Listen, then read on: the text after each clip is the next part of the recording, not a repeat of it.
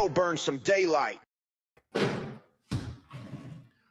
Welcome back, Daylight Burners. It's been a hot minute, but the holidays are done. Merry Christmas, Happy New Year to everybody out there. Happy Hanukkah. I know a few Jewish people. I don't know that anybody really that celebrates Hanukkah. I don't think so. Maybe I do. Kwanzaa. Do you know that was a completely fabricated holiday? Yes. Like when I was in school growing up, like they pushed it pretty hard, and then I found out here a couple of years ago, like it is indeed a completely fabricated holiday, which is kind of funny. But yeah. Anyways, happy. Hope everybody's holiday season was good. Football got really good all of a sudden. Like it was kind of college football was pretty good all season, I thought. NFL was kind of a snooze fest for most of but then it got really, like, you look up all of a sudden and the Broncos are on like an 11-game winning streak. And you're like, holy shit. Yeah. They rattled off 11 in a row in the NFL. That's impressive. And I got to say, and I'm going to knock on wood here, before, to unjinx this, but this has a lot of reminisces a lot of the last Super Bowl run. Like the offense wasn't as bad as it was that year. Like, as if you remember, Peyton Manning was hurt. Essentially duct taped together, and and freaking Gary Kubiak was not about to run shotgun because he's old school, and we don't do that shit here. We're gonna run zone read. The quarterback's got to be able to be under center and then stretch way the fuck down the line to hand off that ball. And Peyton Manning was Peyton Manning was basically in a rascal scooter that year. They had Brock Osweiler, who is like 6'7" and had the length to literally just hand it off on every zone read. And then he could kind of throw, a little bit. The worst quarterback. He led the Texans to the playoffs the next year. So, it's true. I don't think we would have won the Super Bowl with him that year, though. I don't think without him we would have won. But we got to give Brock Osweiler his flowers. He did help us get there. He was good for us, and good on him. He got paid, and somebody else had to deal with him completely falling apart, and it wasn't us, and that was fine. We had a whole series of quarterbacks of our own that did that shit. So 4 years of Brock Osweiler, or 1 year of Drew Lock, 1 year of Trevor Siemian, 1 year of Paxton Lynch, 1 year of we had multiple years of Siemian, though, didn't we? We had 2 years. We had 2 years of Siemian. Okay. But then 1 year of Flacco, 1 year, 2 years of Russell Wilson, and then finally got Bo Nix. Bo Nix. He didn't throw over many mountains this year. It was kind of he wasn't bad this year, but like the offense was kind of ugly, like just kind of ugly all year. But it was really beautiful when it was clutch, but it was very game management focused. Well, and which is weird is like the ultimate game management is running the fucking ball, and they seem to never do that, even when they were having success. Like, it just, I don't know. I think it's a conspiracy between the NFL and like cardiology industry. Like they want the heart attacks high, so they want to keep blood pressure high, and so even though coaches know that they could just simply run out the clock by running the ball and they just don't. They try to get cute all of a sudden. Like, you ever notice how like a run heavy offense all of a sudden gets cute when they clearly should be running the ball, which they're already good at, which they do on a consistent basis, and then they're like, oh, we're gonna do a flea flicker. The Ravens.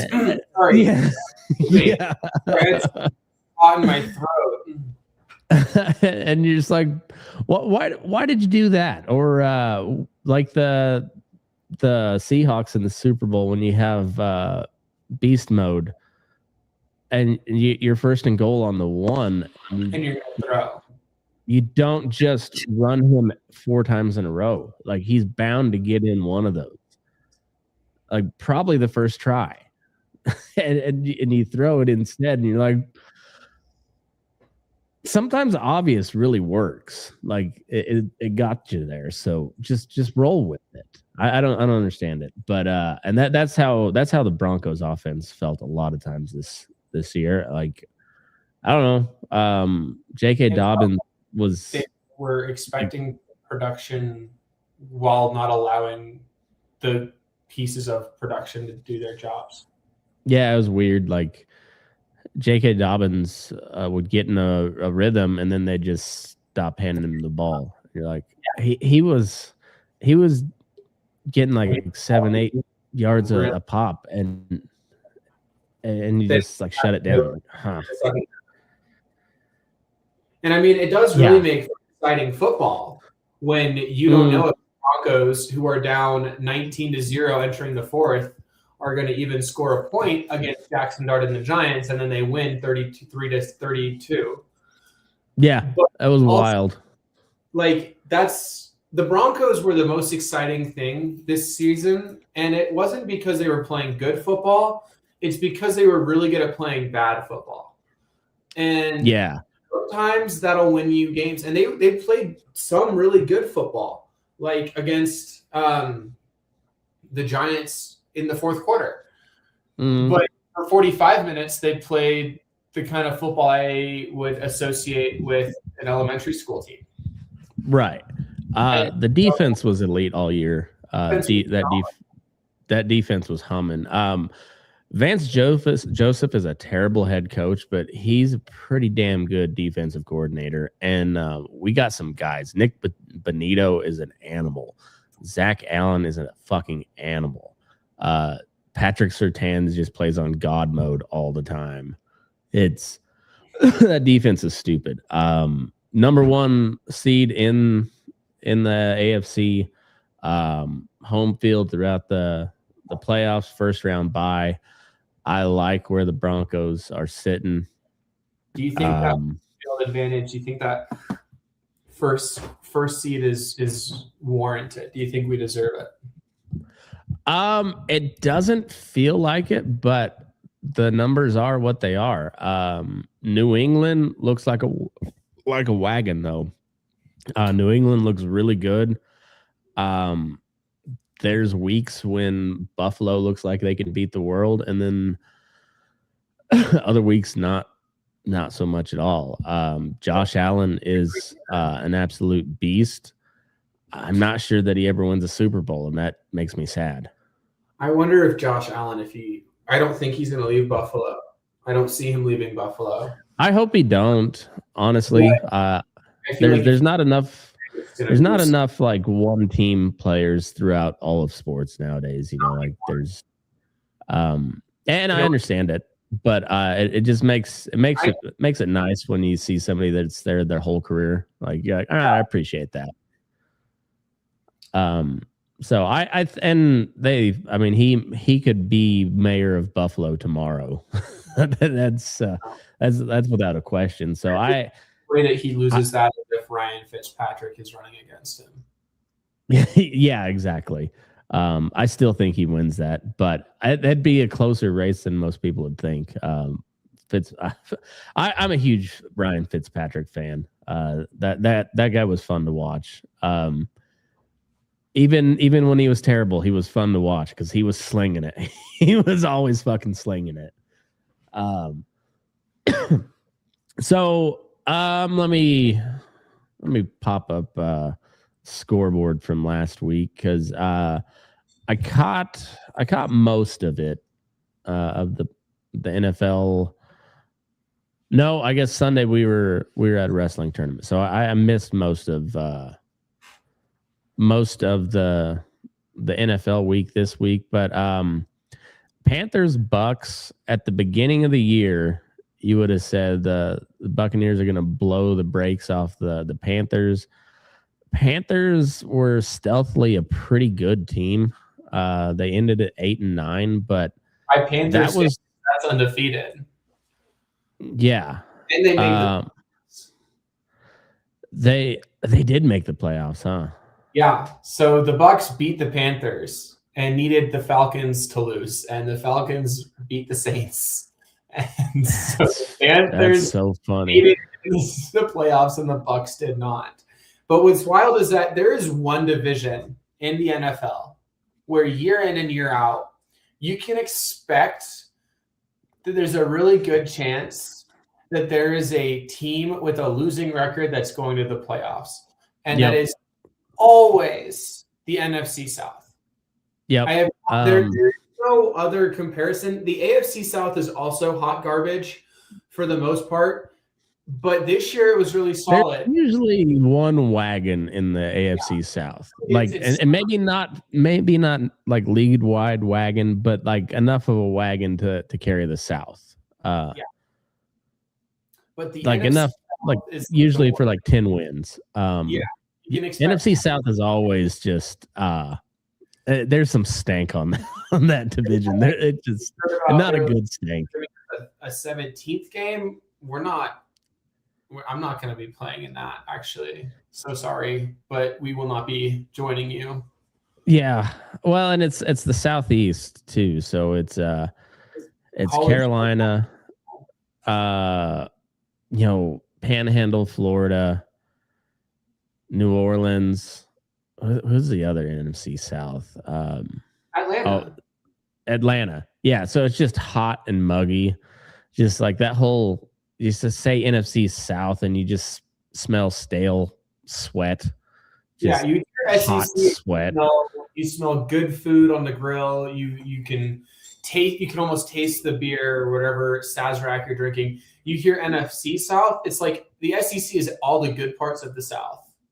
The NFC South is all the worst parts of the South. It's funny is like where some of the most fertile ground for NFL talent is the southeastern US. And you would think they suck so much they're always drafting high. You'd think that they'd be decent. They just can't figure out professional football in the southeastern US. I don't know what it is. I don't know. It's wild, but that there was a battle of 8-8 teams or I guess 7-8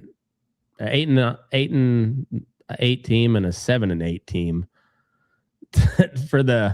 that it needed some help from another shitty team to squeak their way into the playoffs. And I won't be that surprised if they win a game. I'll get to the matchups here in a little bit, but I don't know. The NFC's kind of dog shit. The Seahawks are a wagon, it seems like. Seahawks, Rams, and 49ers, I think, are the best NFC teams right now. I don't want to meet the Seahawks in the Super Bowl because that didn't go well for us last time. But last time we didn't have the defense. We only had the offense. And it seems like you have whoever has the better defense is going to win the Super Bowl. As of this morning, I looked at the odds for the Super Bowl winner, and I think the Seahawks were like the odds-on favorite. They were like plus 160 or something like that, which is not even 2-1. So that's pretty high. Let me see what it's at now. Okay, so Seahawks are plus 375. They're the favorites. The Rams at plus 430. The Broncos at plus 650. Bills at plus 1,000. The Carolina Panthers plus 20,000 to win the Super Bowl. But they got a better chance than the Tampa Bay Bucks because they knocked them out of the playoffs. Saints, Falcons, both of those teams were gross this year. That's it. NFC South is just bleh. Well, gross. For the NFC South standard, you had 3 teams finish with 8 wins. That's like That's like when the AFC West put 3 teams in the playoffs. Mm. AFC South, it's like the same six. Like that's what their measurement of success is. So Yeah. I mean, if the Colorado Rockies were a football team, they'd belong in the NFC South. yeah,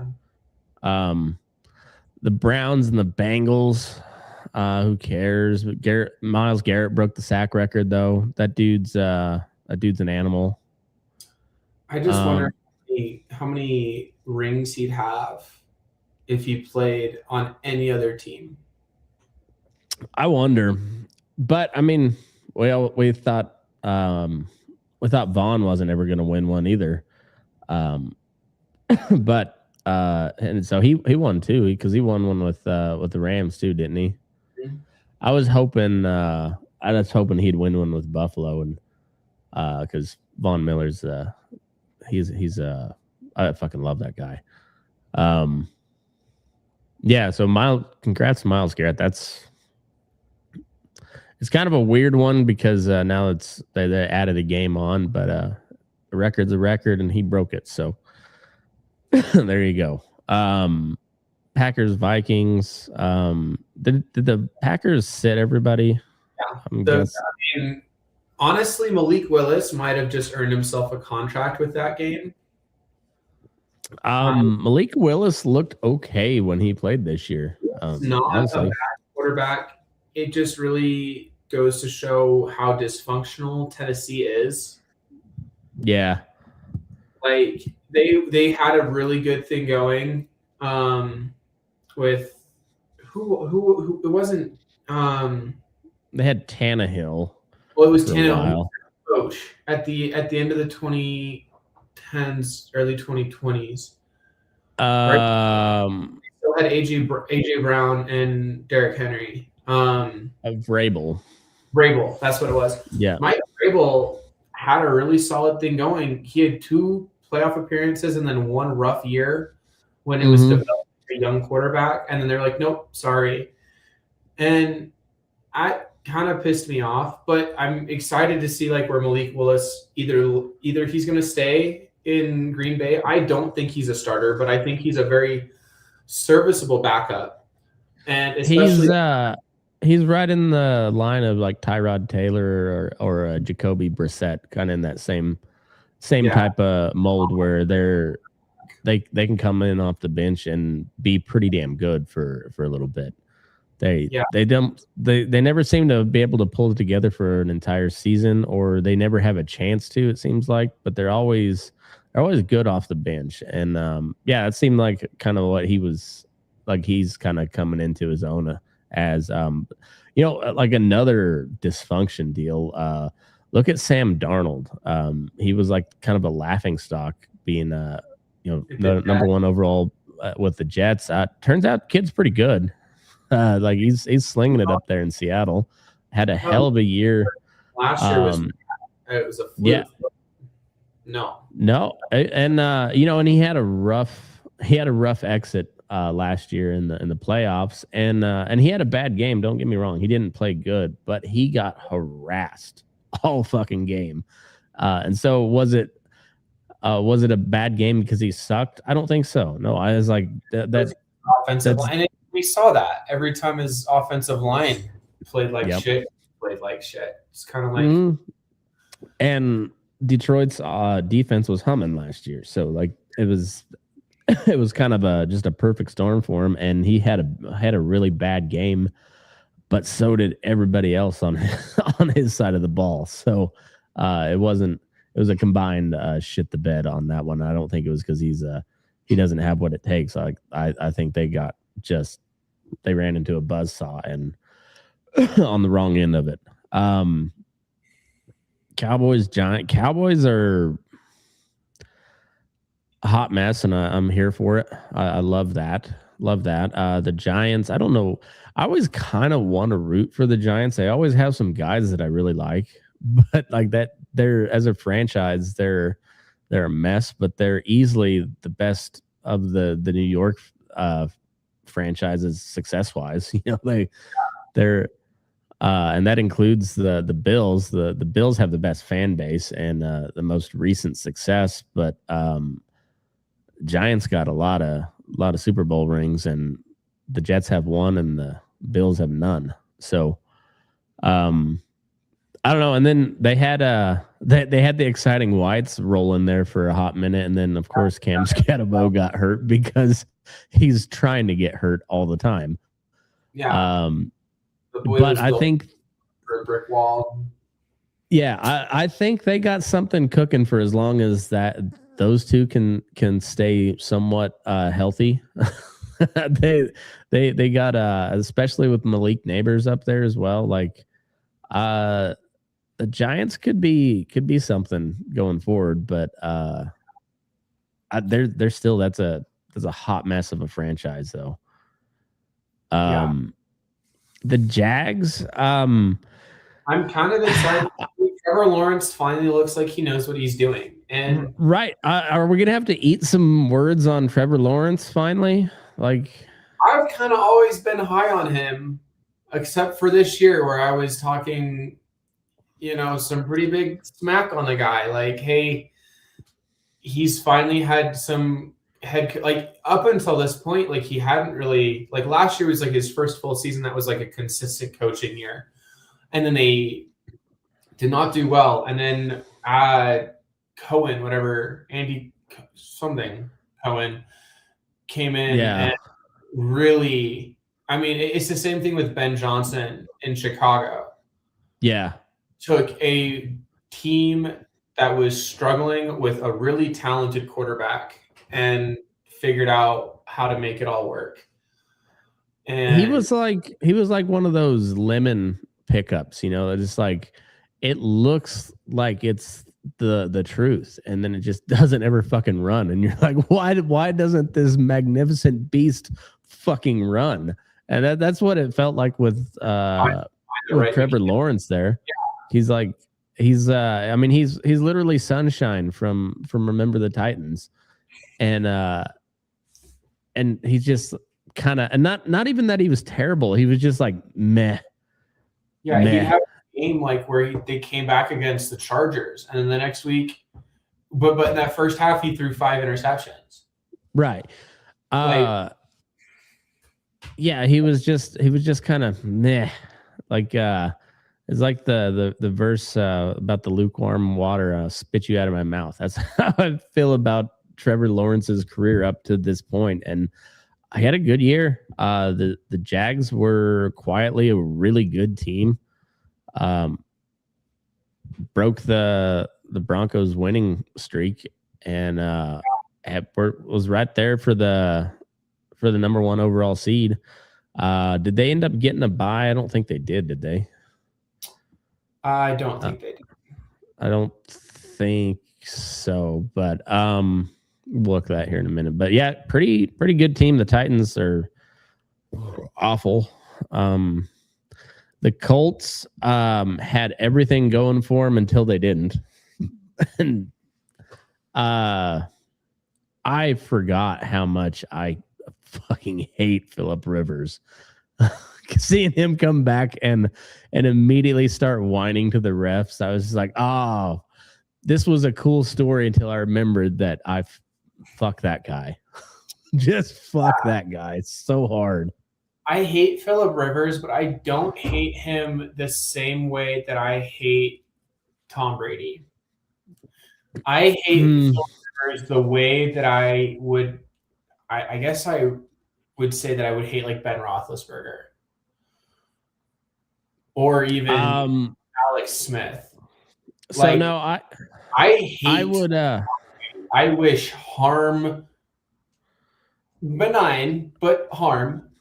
I wish that Tom Brady wakes up one morning, and he shat the bed.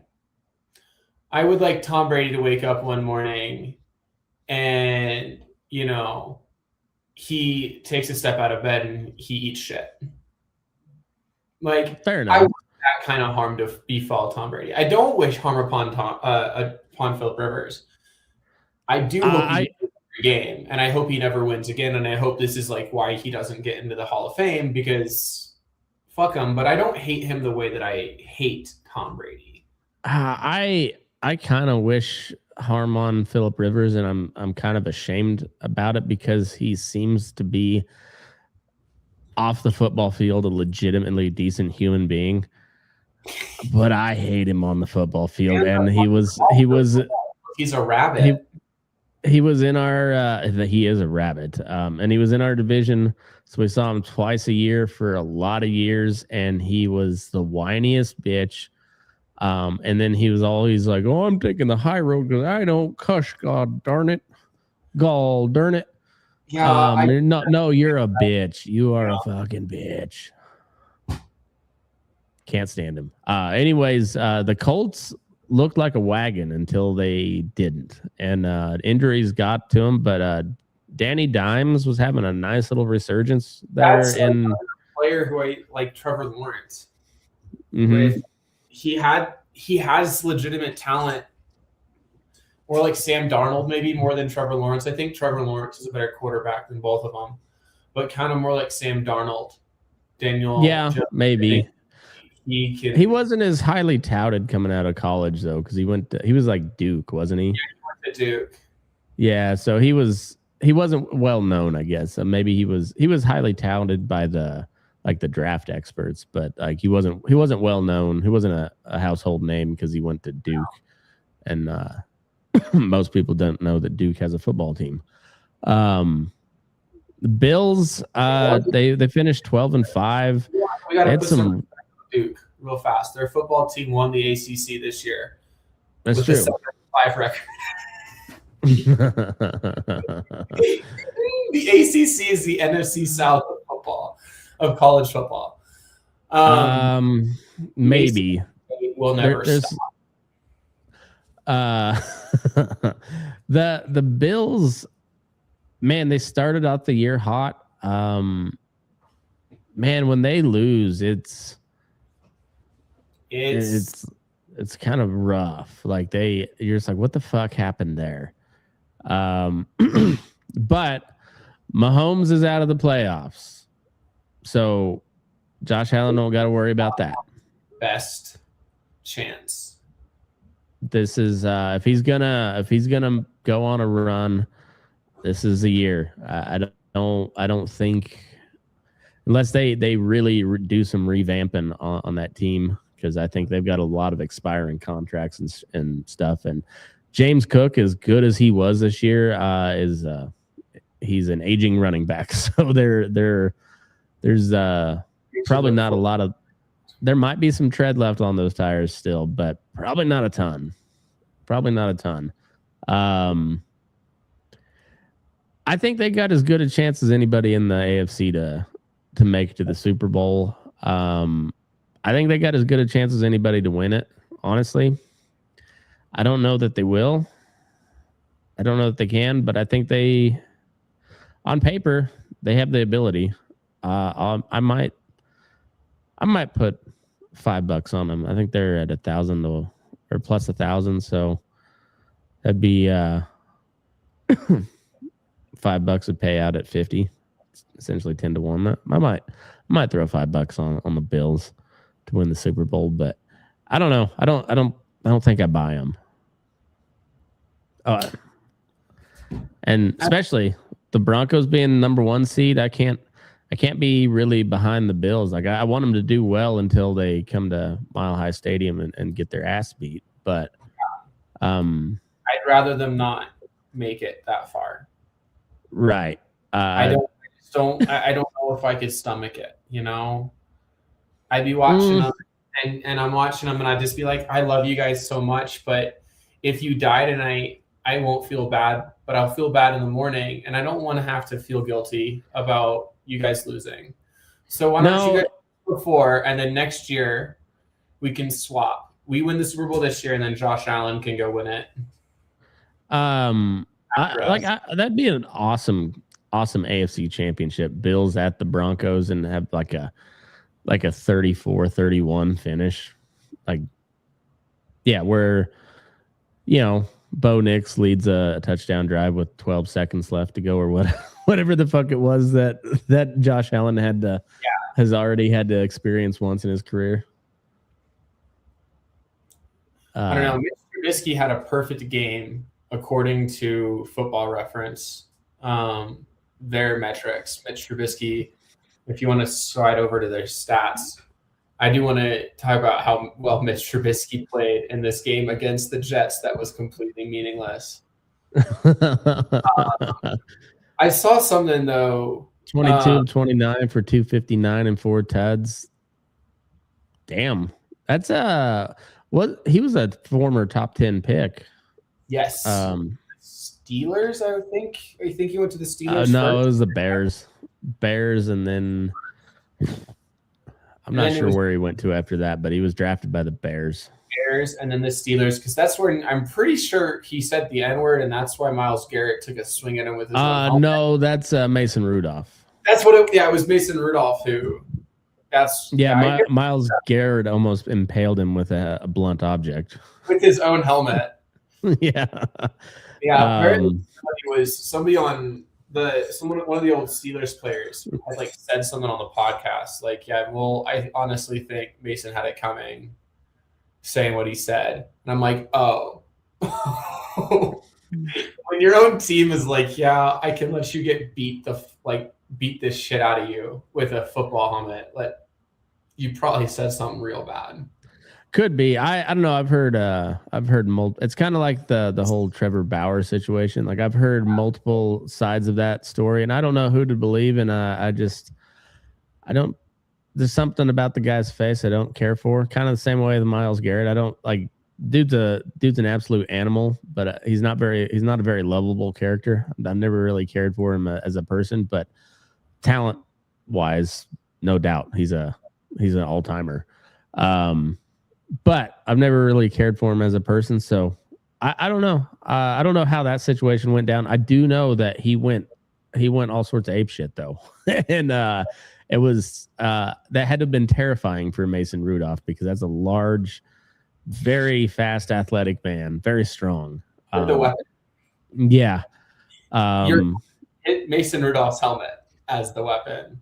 Big fan of that. Yeah, that was wild. So the Bears really came out of nowhere this year. Ben Johnson. I mean, look at the Lions and look at the Bears. Oh my. Ben Johnson absolutely turned this Bears team around. Caleb Williams had the talent. USC is one of those teams where, you can play and you can look really, really good. And then, you score your touchdown and the defense lets in 16. And then you got to go put up another touchdown to try and catch back up. People started thinking that Caleb Williams was a little overrated. No, Caleb Williams has the talent. Now he's got the coach who's supporting, that and knows how to play with a guy like Caleb Williams. I think Jared Goff is a comp in terms of football IQ. And we saw how well Jared Goff has been doing as a Lion. So yeah, I hate to see the Bears win. I hate the Bears. I think the Bears deserve nothing but the worst. I hope their stadium falls into whatever fucking Great Lake Chicago's on. But they deserve their flowers this season. So speaking of that stadium, because they're supposedly getting a new stadium, and there's a chance that it might get built in Indiana, which I think would be hilarious. Yeah, the Bloomington Bears. But I think the best one would be the Gary Berries. Yeah, put them in Gary. Yeah, and the Gary Berries. I'm hoping for it so much. I don't know anything about that story. There's somebody in one of my group chats sent it to make fun of my buddy Rob. And so then we went back and forth on like the best places in Indiana to put the Chicago Bears, and speaking of which, they'll have the same type of struggle with renaming the team like that the A's are having. They got rejected by the patent office for the Las Vegas A's and the Vegas A's. They were like, the athletics is too generic for all these other athletic sports brands or whatever. That's fucking bullshit. I hate that. Like the Athletics have been a team. They're one of the oldest teams in baseball. They're one of the most storied franchises in baseball. Going back, they were. Where did they start? They went from in Philadelphia. They went from Philly to Kansas City, Kansas City to Oakland to Sacramento, and then it'll be Vegas eventually. Like why? Like the issue is not athletics. The issue is Las Vegas. Yeah, so they've got to have known usage of it before they can. So they might have to be like the Athletics of Las Vegas or something like remember they had to be the Los Angeles Angels of Anaheim or the whatever. Yeah, the Los however Angeles they Anaheim. Yeah. So I read the article about it and it was from it was pretty well researched, and the MLB handles all the patenting requests anyways. So they have all the best lawyers behind it. So it's more than likely they'll just keep that whole process open and active until they finally move into the stadium in Vegas, and then they'll be like, see, we're here, we're the Las Vegas Athletics, and then the patent office will be like, okay, yes, you indeed are. Here you go. So that's the issue. The issue isn't the A's. Yeah. Just like that they're not the Las Vegas A's yet. They're still technically the Sacramento A's. Yeah. Which they actually they're gonna have an alternate jersey that says Sacramento this year. Okay. They should have one called Sacktown. They definitely should. It's like they should be like the Sackletics for their city, like the City Connect jersey be the Sackletics. And but yeah, so all that, I don't know how that we got back to here, but Broncos beat the shit out of the Chargers, and Trey Lance was the starter for the Chargers. I didn't know he was still in the league, but he did not look particularly good at all. He had 9 carries for 69 yards. Oh, Bo, buddy. 14 of 23 for 141. Game management from Bo Nix. Yeah. They're like, hey, we just need a win. We just need a win. Get that number 1 seed. The Chiefs, for the first time in 10 years, are out of the playoffs. I love to see it. The Raiders are still hot garbage. Love to see that. People were saying that it's Tom Brady's fault. People are saying that the ownership combined with Tom Brady, as well as having, a geriatric Pete at head coach, kind of fucked them. You have Ashton Jesse, Mason Crosby, and fucking Brock Bowers on your team, and you won 3 games. 3 games. Yeah. What? Like, I would have, like, they should have at least come like 6-11. I would expect. Right. That would have been a bad season for as good of a team talent wise on paper. Yeah. But holy fuck, 3-14. I mean, the Raiders and the Browns, they're just they're very close cousins as far as franchises go. They're equally dysfunctional. The Browns are somehow better over the last decade, but worse over the last 5 years. After that Deshaun Watson contract, the Browns spiraled. I mean, they made it to the playoffs. They won a game with Baker Mayfield in year 2 or 3, and then got rid of Baker, signed a pervert who sucks. Not only did they sign a pervert, they signed a pervert who hadn't played ball in 2 years, and every time he touches the field, he gets injured after he sucks. Well, and they knew about the whole pervert thing when they traded for him, and then because then they trade and then re-sign him or then extend him, or restructure or something. they traded for him and then restructured the contract they picked up from the Texans to make it literally the worst the only way that contract would have been good is if Deshaun Watson was somehow completely innocent, found innocent, and played like he was still playing at Clemson or in Houston. But no, he was sat out from football. I genuinely think right now, if you had them in a head-to-head competition, Colin Kaepernick would outplay Deshaun Watson, and Colin Kaepernick's been out of football for 5 years. He keeps trying to get in, but Colin Kaepernick might be a better quarterback at the moment than Deshaun Watson. And Colin Kaepernick hasn't been touching on a bunch of massage therapists lately, as far as we know. That we know of. That we know of. Colin, our eyes are on you. Yeah. The Rams are a team I would not want to meet in the playoffs. That's a quarterback. Stafford's a quarterback. Puka Nacua is a machine. Because why is Stafford playing in a game that's completely meaningless against the Cardinals?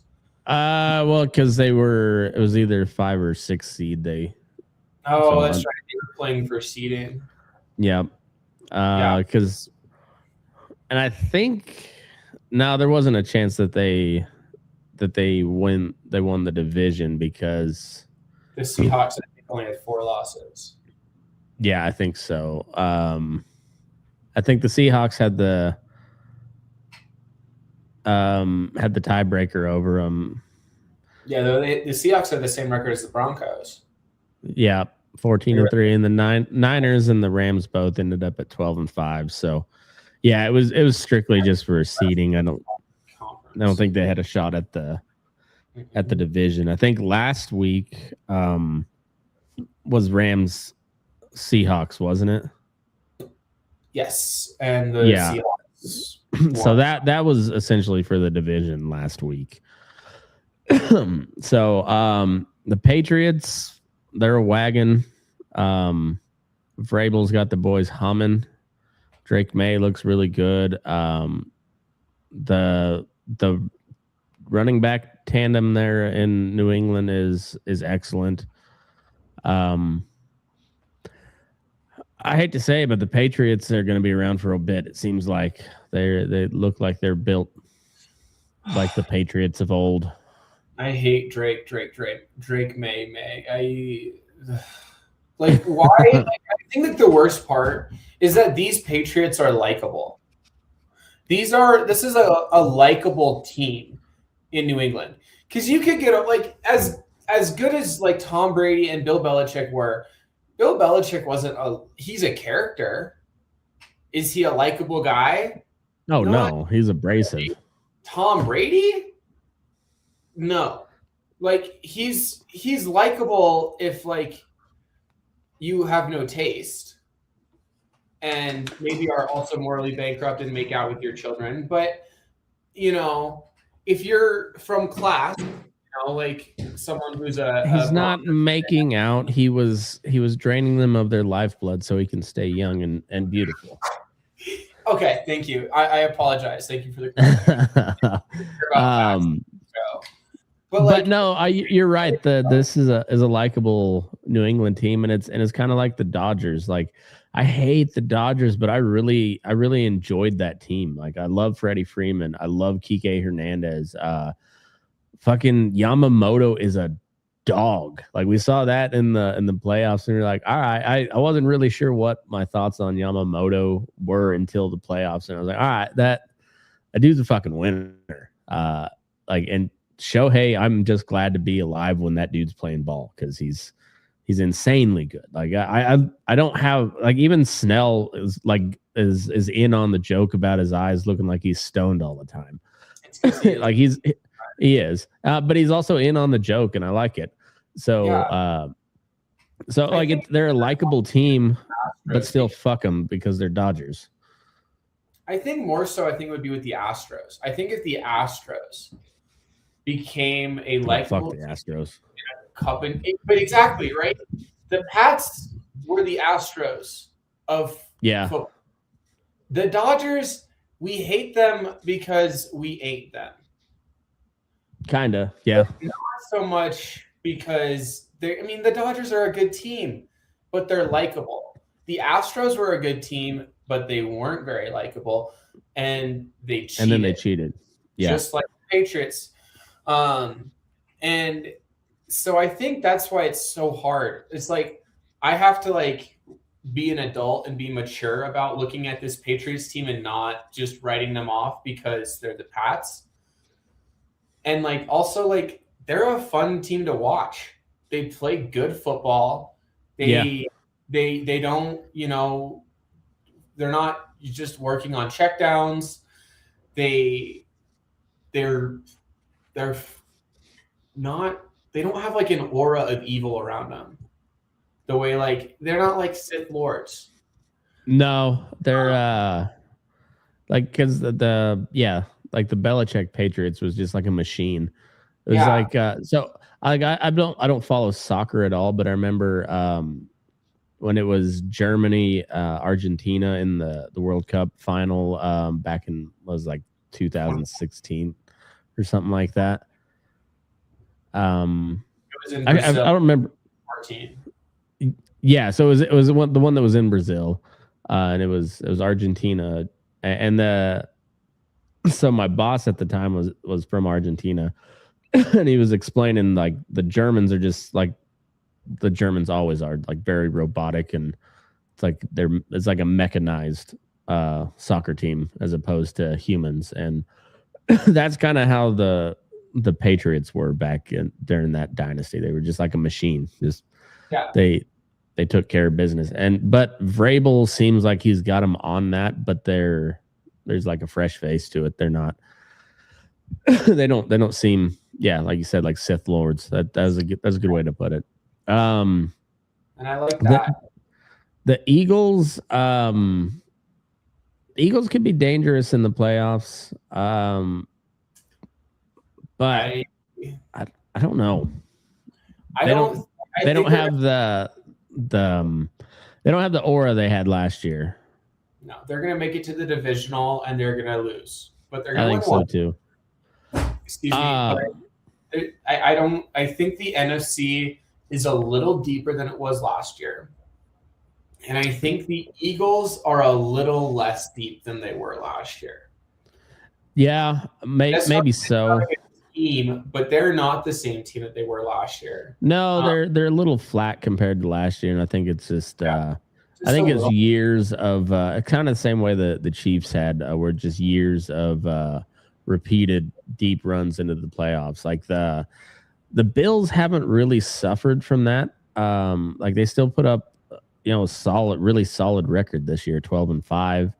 And I expect them to probably make a deep run.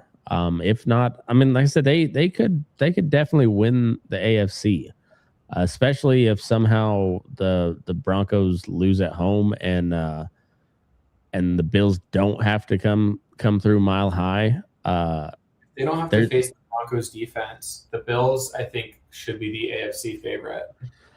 I think home field plays a huge advantage, and Mile High is going to be humming. That Broncos defense is fucking nasty, and I don't know. I'm hoping for a Bills Broncos AFC championship and for it to be a good game and the Broncos squeak it out in the end. But I don't know. This Ravens Steelers game was hilarious because I bet the Steelers to win. I bet the Steelers to cover. It was 3.5 point spread. Ravens favored by 3.5. And it was back and forth. Really, really a good game. Steelers go ahead. They score a touchdown to go ahead. Ravens come back. They score. Go ahead by 4. Steelers come down, score again, miss the extra point. They only go up by 2. And there's like a minute left, I think. Ravens drive down, kick a field goal, and miss and it was for the final playoff spot. It was for the division, and and it was decided by a missed extra point and a missed like 27-yard field goal or some shit like that. Yeah. I think that was pretty indicative of the Ravens season this year. I think so. And yeah, you mentioned earlier today that Harbaugh was fired, huh? That's a bit of a shocker, honestly. I mentioned earlier with Trevor Lawrence the coaching consistency. The Ravens have not won a Super Bowl because they've been a little unlucky in the playoffs. This year was a down year. There were a lot of injuries. Lamar Jackson did not get to play a full season. Derrick Henry was not as productive as he was last year. But they finished 8-9. I don't think that's the record that you fire your Super Bowl winning head coach that's coached the Ravens to be one of the best teams in the AFC over the past 5-6 years with Lamar Jackson. Yeah, I get being angry, thinking that you're wasting away the prime of Lamar Jackson, which you are. Who are you going to replace John Harbaugh with? Like, who's better than John Harbaugh that's out there? Yeah, it's you just put like the best coach in the coaching. I don't know. I saw an article about all these teams in college football who are firing their coach, and then that coach is like the best coach, like the most sought after coach. And I genuinely think right now of the coaches who were fired, you had Kevin Stefanski fired too from Cleveland. Oh yeah, that's right. And what in Arizona, the guy who replaced Kingsbury, I think he's gone too.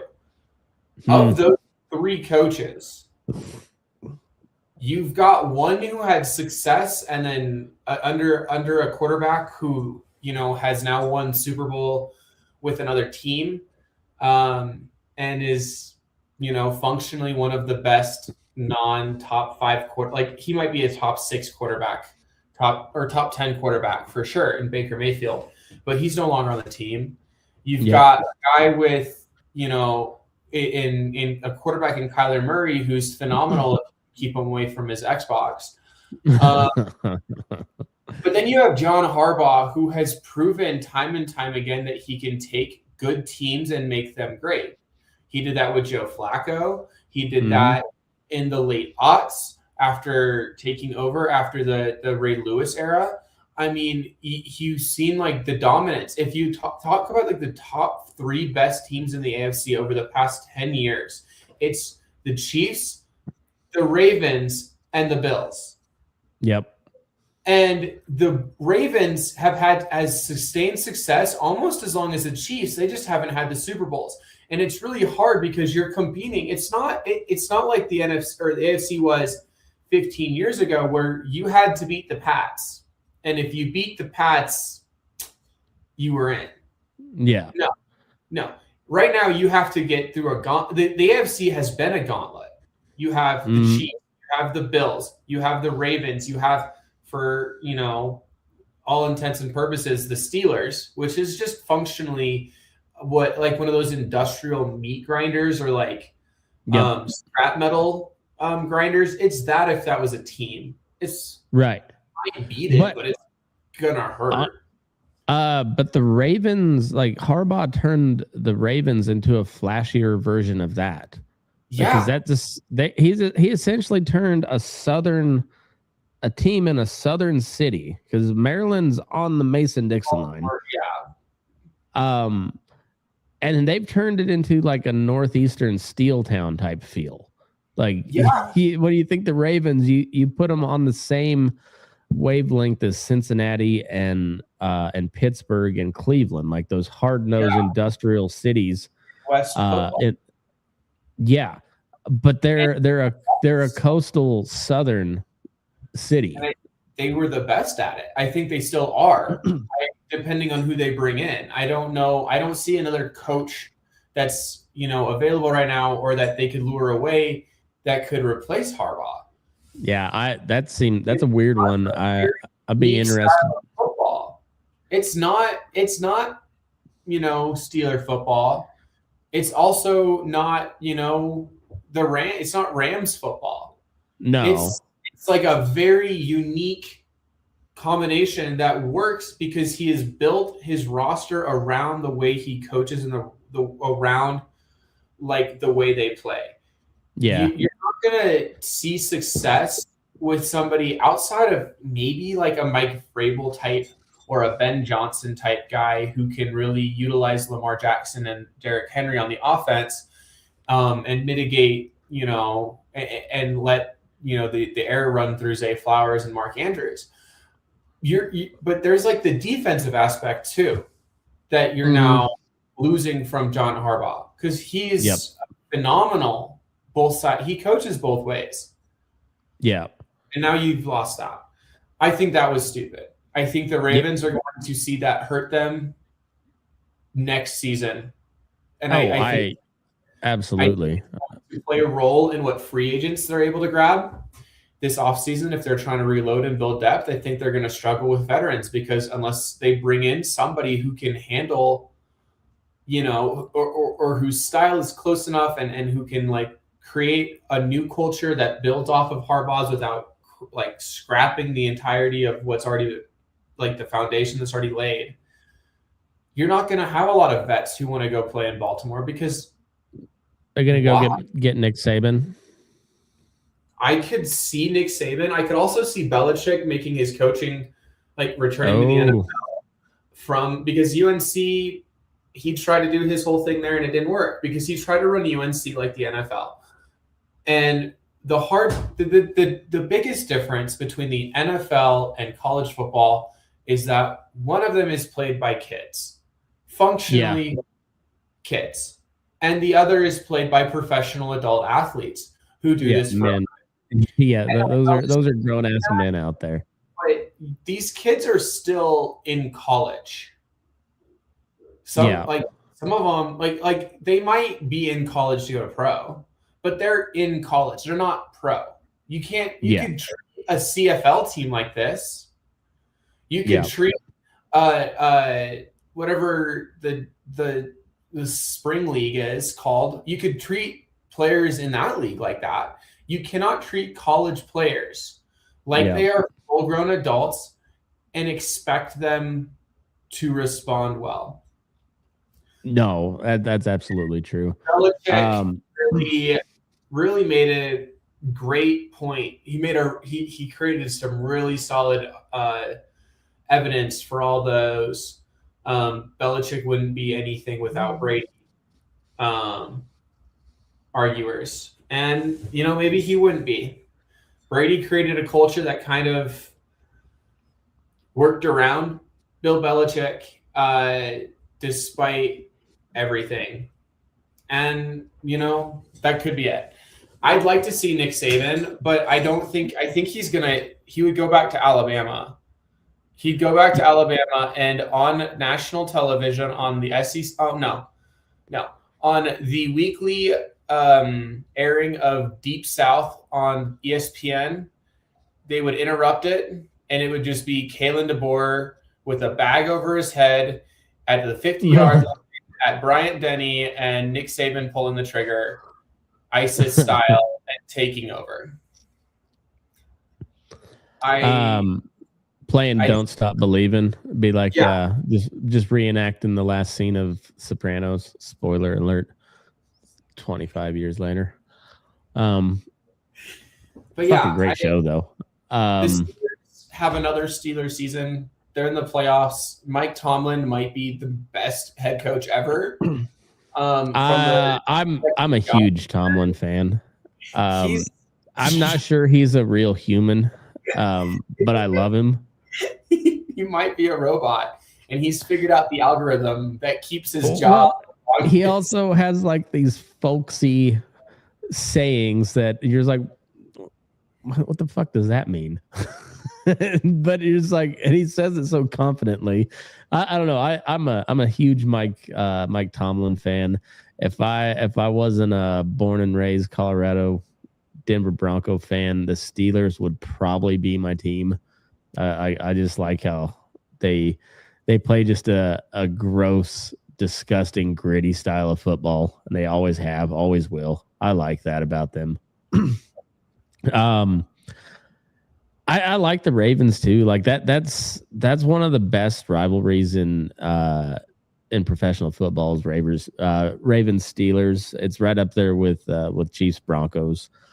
Is right up there with the Packers Bears. Like that's a great rivalry, Steelers Bears. And it's always a disgusting football game played by just elite defense. Just a disgusting, awesome football game to watch. Like if you're into those just kind of just gross, nasty, grinded out games, like that's what they give you. It's like Iowa college football is the same way. Just nasty, disgusting, slow, grinded out games. But I guess onto the playoff side of things. So we got the wild card round coming up, starting Saturday. Is that correct? Yes, I think so. Yeah. So we got Steelers, Texans. That's gonna be a dirty, gross game. I'm gonna enjoy that. Houston 3-point favorites at home. That sounds about right. I like the Texans to win this one. If Rodgers was about 7 years younger, I'd flip that bet.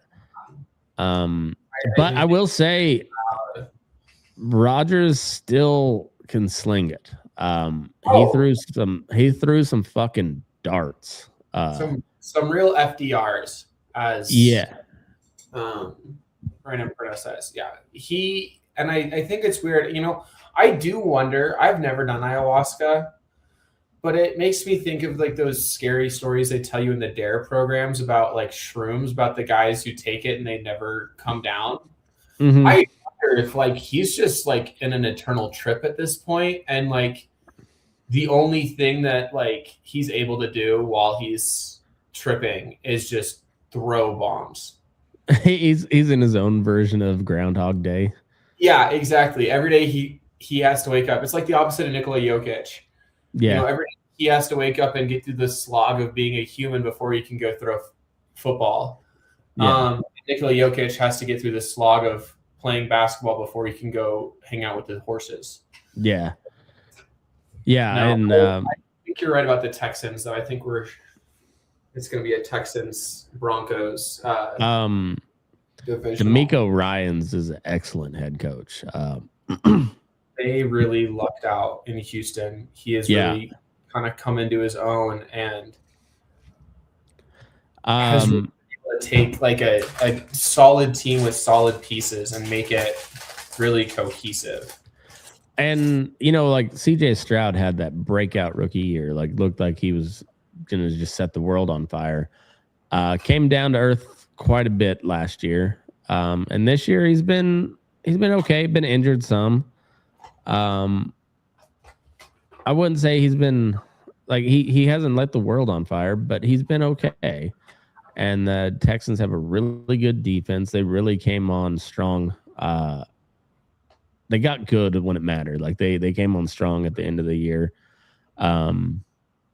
Steelers, I mean, it was a missed field goal that got him there. Mike Tomlin got himself another winning season, as he always does. But I think it's a first round exit there. I don't think they got enough in the tank. The Texans look pretty good. I can see it being like an old school kind of Steelers game, just like the one that they just had against the Ravens.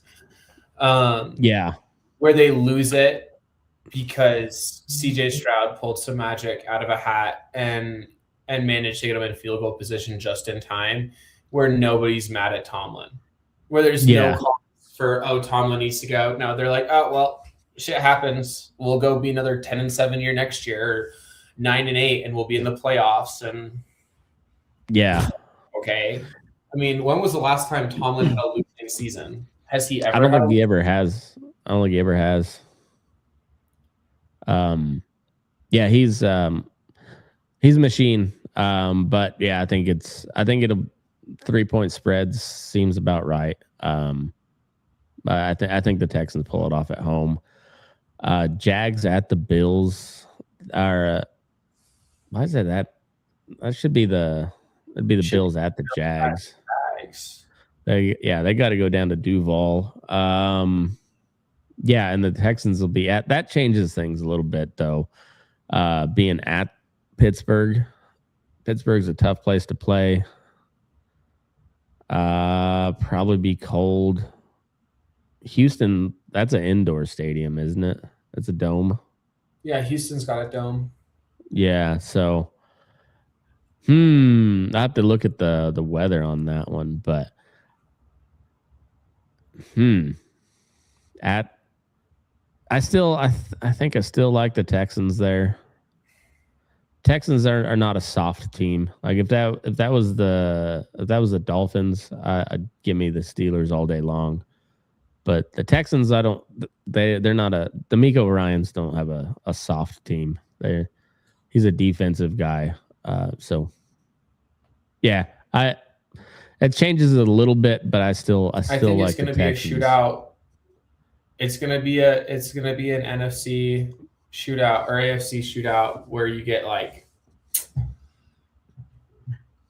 you can't really know who's going to win until the final seconds, and there's going to be 2 touchdowns the entire game. Yeah, that sounds about right. I lost you for a sec. You froze. Yeah, that sounds about right. Yeah, I double checked. They just have all the home teams listed on top. Weird.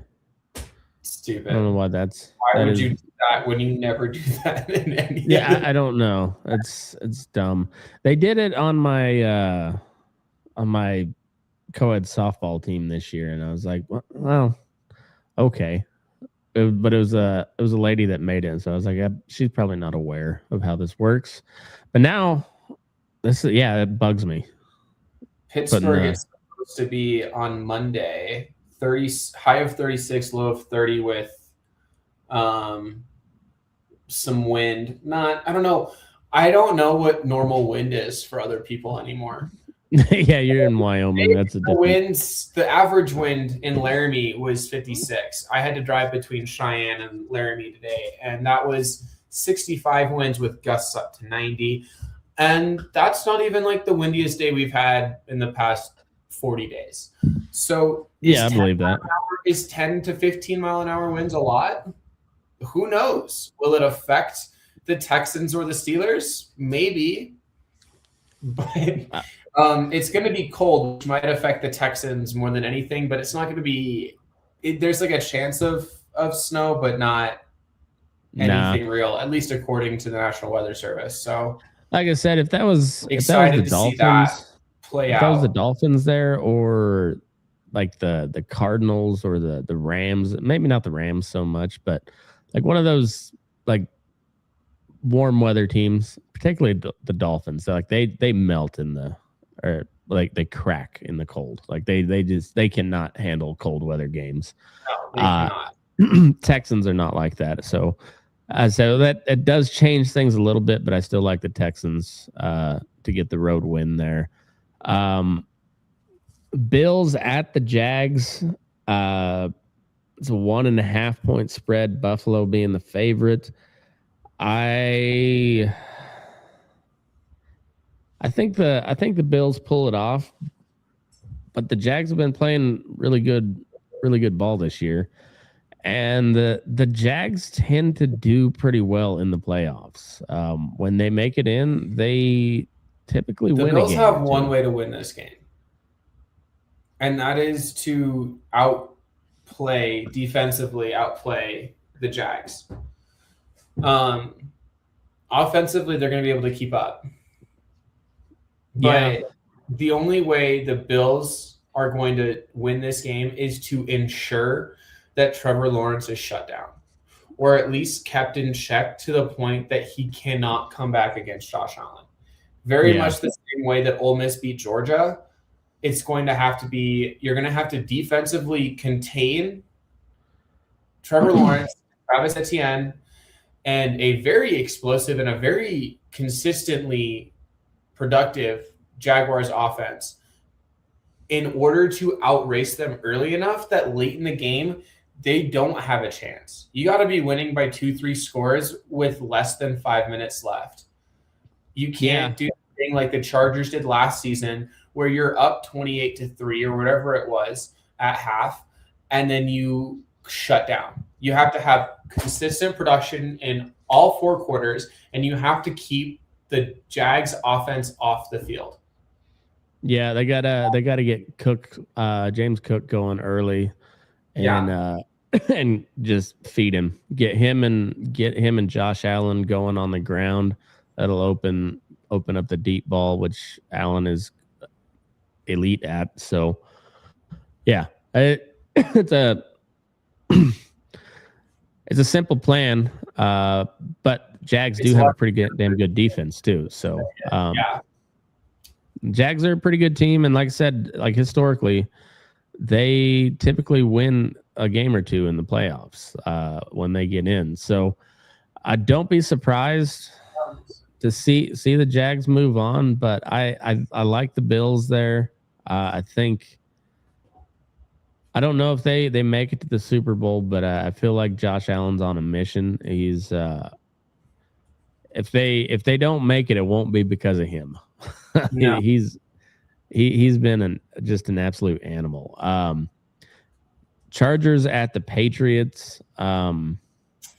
As good as Justin Herbert has been playing this season, and the fact that he has had an improved performance from his receivers like Quentin Johnson, I don't think this is going to be close. I genuinely this Pats team is so complete, alongside the fact that they're going to Foxborough in January. And I think this is going to be a very rough game for the Chargers unless they can get their offense going early and keep it going. You don't think the Chargers fans are going to travel well to Foxborough? They don't travel well to Los Angeles. There are no Chargers fans. No, I think you're right. I don't think they're going to make the trip out to Massachusetts. No, I think Vrabel's got the boys humming. The Chargers had a really good year. I think that's a really good football team. Jim Harbaugh's a great coach. Here's we're having some severe internet issues. I don't know which one of us is the problem. But do we want to go over to the NFC side? Yeah, I think so. Yeah, I got the Pats winning that. Seahawks #1 seed there. Panthers and the Rams. Can the Panthers do it? It's in Charlotte. Rams are 10.5-point favorite. Hammer the Panthers to cover that. 10.5 is a lot of points in a playoff game. And the Panthers are not that bad of a team. They're not that good of a team. They're not that bad. I don't see them getting beat by 11 points, but I don't see them winning either. Can we also talk about the fact that the 8 and 9 Panthers are a higher seed than the 12 and 5 Rams? This is disgusting. This is South football. Mm-hmm. You have an 8 and 9 division winner in the Panthers hosting a 12 and 5 wild card. 12 and 5 Rams team that might be that they genuinely might be a top 3 playoff favorite between the Seahawks, the Broncos, and the Pats. They're number two at the moment. It's Seahawks, Rams, Broncos are top 3 betting favorites at the moment. Are a better betting favorite than the Pats? Yep. God does exist. Yeah. Okay, so moving on. Glad we cleared that up. If there was anybody with doubts. Yeah, Niners at the Eagles. I like the Niners here. Again, we talk about Philly being a little flatter than last year. And this is a Niners team that's managed to get healthy at the right time. Yeah. Brock Purdy's a good quarterback. Brock Purdy, I'm not sure, like in the history of like the best player in every draft pick, the last like Mr. Irrelevant, there's going to be nobody ever better than Brock Purdy. I don't think so. And I really like how he's been playing with George Kittle. George Kittle's been playing well, despite facing some early setbacks via injury. McCaffrey CMC's healthy. Yes, and I'm like, when you have a healthy 49ers team, you're going to be hard pressed to find a really easy way around them. I don't think the Eagles can contain their offense, and I don't think the Eagles' offense this year is going to be able to compete with the 49ers' offense. Defensively, I think they're pretty evenly matched, but I think the offense that San Francisco puts forward is just so much more powerful and consistent than the Eagles. At this point in the year, I agree with you. If you would have asked earlier in the year, no. But the way the Niners offense has been playing here lately they've really stepped it up. They're playing well. Their defense is not the same. The Broncos did a good job of rating the Niners defense. But it's more than serviceable, I'd say. It's still a good defense. The line's Philly's a favorite, 4.5 points. I like the Niners to cover there. I might look at taking them to win outright. I would take the Niners to win outright. I don't know. The Eagles, they look a little tired. They I don't know if they got the gas, but they also got a lot of playoff experience and a lot of playoff success. So I don't know if I pick the Niners to win outright, but I am gonna pick them to cover. I think that's a field goal game, regardless of who comes out ahead. And then we got the old school NFC North rivalry, Packers at the Bears. I think the Bears lose this one at home. I don't think that the Packers are necessarily a better team than the Bears. I just don't believe in the Bears. I just don't. I think the Packers figure out a way to squeak it out in Soldier Field. I think Rob's gonna my buddy Rob is gonna possibly commit Harry Carey. Maybe not. I don't think he's started painting his nails yet, but he probably is close. He's on the Caleb Williams bandwagon, and it's gonna fail him, but he's used to it. He's a Bears fan. They've never had a good quarterback. Outside of Jay Cutler, they had Jay Cutler. They had Brian Greasy for a while when I was a real little kid. When I was 4. That's true. I had a Greasy jersey, and then my cousins came out from Wisconsin and saw it, and they burned it in the backyard. My mom screamed, and I was giggling. I was like cackling. I loved it. I thought it was a Broncos jersey because he played for the Broncos. Yeah. Before they traded for Cutler, but no, it was a Bears Greasy jersey. And that's funny. Put that up on the grill. That's funny. That's a core memory. Like my Midwestern wrestling cousins came down from like the backwoods of central Wisconsin. We're like, we're gonna burn this jersey and you're gonna be okay with it. Don't you know? There's nothing you could do about it. We're gonna do this, okay? Fuck the Bears, go Pack. I think you're right about the Packers beating the Bears. I think that this is a Bears team that's good, but they have yet to reach their ceiling, especially under Ben Johnson with Caleb Williams. And I hate them. So yeah, and I can't bring myself to like Caleb Williams. I can't stand him. So I don't wish for him to fail. I just don't wish for him to succeed either. I think I would like Caleb Williams a lot more if he didn't play for the fucking Bears. I don't know. I find him thoroughly unlikable. But I gotta go take a pee real quick, and we'll come back and do the college football playoff, and then wrap it up with a little bit of baseball. All right. Everybody, hang on just 1 second.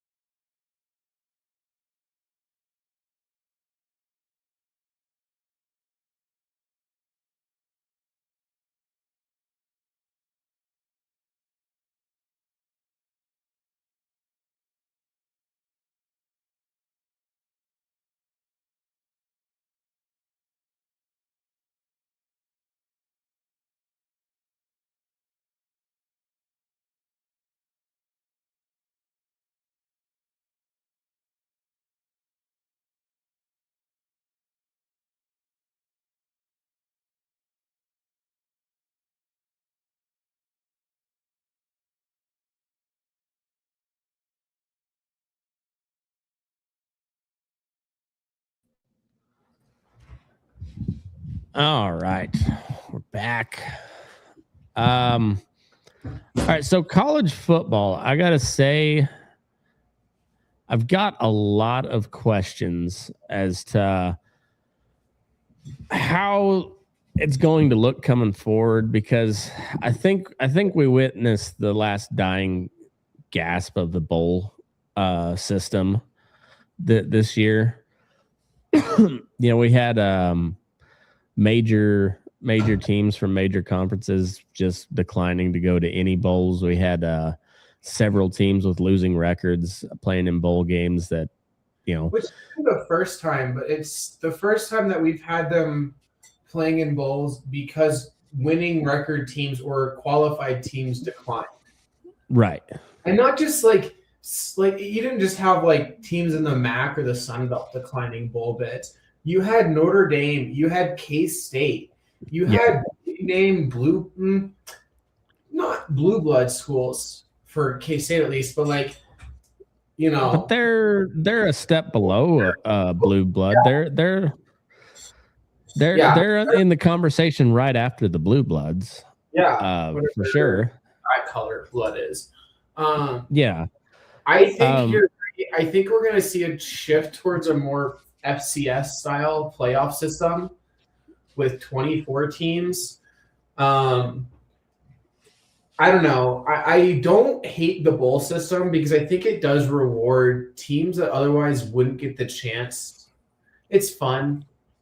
I think the only way you get around the only way you save the bowl system is you put it in their NIL contract that either requirements that they play a bowl game or monetary incentives. Which, I mean, it makes sense if we're going this route of paying the college players, which I think is fair. Honestly, I think that's I do think they need to be paid, but I also don't think they need to be getting paid the way that they are.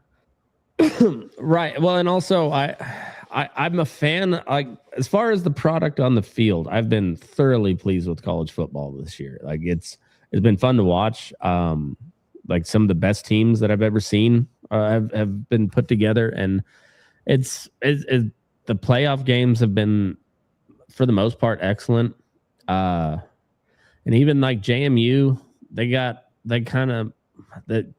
I wouldn't even say they got blown out. They covered the spread, and they put up 34 on Oregon's at Oregon, by the way. something that Texas Tech was unable to do. They didn't put up any points. Tulane had already, like, that was the other thing too that surprised me and impressed me with JMU. Tulane, this was a rematch. Tulane had already seen this offense, had already seen this defense, had already played them in Oxford, and then to go in and get blown out, worse than they did the first time. I think that really made JMU look a lot better, and JMU's performance really kept the arguments for why we shouldn't have group of 5 teams in the playoff to a minimum. Because first off, those arguments are fucking stupid. Yeah. I think I don't think you just reward somebody just for being in the SEC. Yeah, you play the schedule that you play. I understand that, and these smaller conferences are not going to ever have the competition that a SEC schedule brings. However, but look at USF. Yeah. Look at a Tulane, like a USF team. They didn't finish the season as strong as they could have, but they had 3 ranked opponents in the first 3 weeks of the season, and they had 3 wins. They had 4 actually in the first 4, and they had 3 wins. Yep. They lost to a Miami team who's in the semifinal. Like, yep. We want to talk about how these group of 5 teams can't hang, but they absolutely can. And people are talking about how the product on the field is like shifting. No, you've got 1 or 2 really rich guys who went to every fucking college there is in the FBS. They are funneling money into Miami, Ohio. They're funneling money into, well, not Wyoming, but like everywhere else. Texas Tech. Look at Texas Tech. They were like, hey, y'all got rich on finding all the oil around here. Why don't you guys put that money back and we can maybe be good at football? And they're like, okay. And they were. Like, you want to talk, and Texas Tech, their performance against Oregon was disappointing, but not altogether surprising. Well, and then also for all those people that are like talking about the money destroying college football, and I think there is a valid point to be made there. However, Texas Tech and Texas A&M spent a shitload of money, and all that money bought them 3 points in the college football playoffs. 3 points out of the state of Texas in the college football playoff. I think the way the money is being moved around, I think needs to be improved. I think we look at like 20 years ago when players were getting suspended and, you know, their eligibility revoked because their coach took them to dinner. Yeah. At Cookout or Sonic or whatever bullshit and spent $30 of their own money on dinner. It's an adult helping a child eat. Yeah. That's what pisses me off. Give these kids like $4,000 a month. Get them a nice apartment, make them have standards, and then you can start like, oh, well, you know, you're the best player this school has ever seen. You know, all of these people want to have like, we want to like NIL actually use it for name, image, and likeness. Not just an excuse to just give somebody in the transfer portal the most amount of money they've ever seen. Well, it's funny as we kind of already seen this with not so much with the money, but with the one and done type stuff in college basketball, and that really didn't pan out. There was a couple teams that won. You know, Kentucky won 1 or 2. There was an era where UNC, Kentucky, Duke, and Kansas were really thriving off these one and done players, and then it stopped working. Right, and I think we're going to see that. Well, but like, the A&M Texas Tech examples is a great example. They put a lot of money into it. Ohio State we've lost put a shitload of money. I mean, the product stopped being there for college basketball in the way that the one and done method was not as effective. Right. Well, and I think you're going to see a lot of the blue bloods build teams more, and that they're always gonna be the I think Yankee you're type right. I think teams. we'll start seeing more of these blue bloods, like we're seeing with Alabama right now. Not just the fact that they've lost Nick Saban; they still have a good coach with Kalen DeBoer. With how Alabama's fallen off, I can see them kind of reapproaching the system and trying to redevelop that. Hey, no, you're going to come here and you're going to stay. Well, so on that note, like Alabama led off the college football playoff. They went into Norman, beat OU at home 34-24. It was a good game. 17-0 early in the second. Yeah, they came storming back. It was a great performance by Alabama. It was a solid start for OU. OU looked like they were there for real. Ended up being a good game, but yeah, Alabama came storming back. They looked like they belonged there in the playoffs. Oregon, James Madison, a little bit of a lopsided score. Oregon pulled some of their starters, but I mean, to go into Eugene and put up 34 on Oregon, that's no small feat. They won the second half. They put up 28 to Oregon 17. And no matter what, I mean, yeah, obviously they gave up, 34 in the first. Mm-hmm. But still, I mean, 34 to one of the best offenses on the best teams, in the country.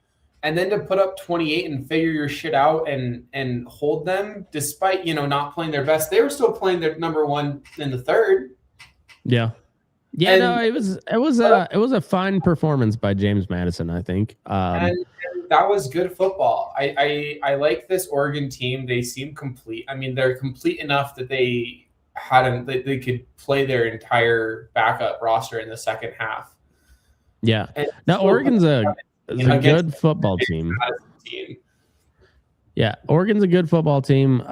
They handled business. I thought James Madison put up a fine effort. Nobody expected them to win, but I did bet them to cover the spread, and they did. So good on them. Ole Miss kicked the shit out of Tulane. No surprise there.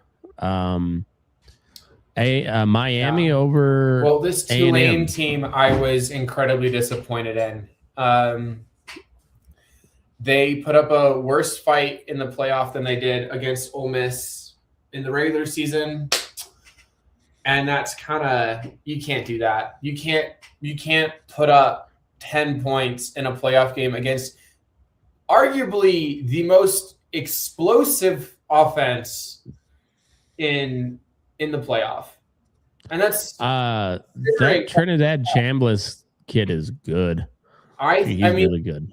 I think it's kind of fun. He's looking for a 6 year of eligibility because he did have a season where he played one game and then had a season-ending injury, and that was that. So and then he also had the COVID year. So yeah, he's one of the last of the COVID crop that's still hanging on with their 9 years of eligibility or whatever. Last year, I really hope he actually gets 2 years of eligibility because I hope next season he transfers to an FCS school, maybe Montana State, Montana State, who just won the national championship. Back to back, and then I hope he gets a 7th and he goes to D3 and wins one. I mean, could you imagine a quarterback who played 4 years in college, freshman year won a D3 title, sophomore won a D2, junior won an FCS title, and senior won an FBS title? I think that's pretty cool. But besides that, Trinidad Chambliss has been consistently one of the best SEC quarterbacks. He's a dual threat, but he's smart in the pocket. And he's really allowed Ole Miss to continue the same play style that they had with Jackson Dart that has really worked, these explosive big plays, these big, like his legs allow Kewan Lacey to be a force to be reckoned with. Yeah. And his ability with his arm and his ability to run creates the opportunity for both a really strong pass game and a really strong run game. And you're going to be hard pressed to find a team that can stop that. So far, the only team that was able to was Georgia, and they got a little lucky because they took advantage when Ole Miss kind of faltered in the third, early fourth quarter in their regular season matchup. But then Ole Miss turned around and handily beat the SEC champs. Yeah. And it was closer it's close at the end, but it was not that close. It was a butt whooping. Ole Miss went in there and beat their ass. Like the score was a little closer than the game was. Like that was an ass whooping by Ole Miss. But so Miami goes into A&M and low scoring game. Miami's defense is no joke. And I don't know if Texas coming in, or the state of Texas saving their scoring record in the CFP playoffs with a lone field goal for the Aggies. I don't know. You said Miami's defense is no joke. I honestly just think Texas A&M is a joke.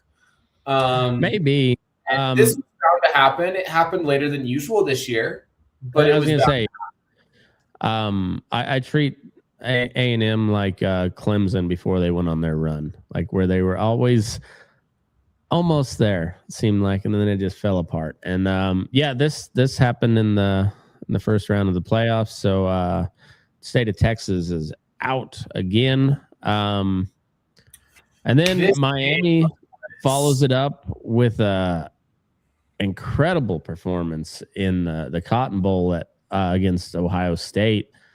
And there's only a 10-point difference in the score, but this also was an ass whooping. Miami went in and handled business against Ohio State, which talent-wise, easily the best team in the country. Like they got so many dudes.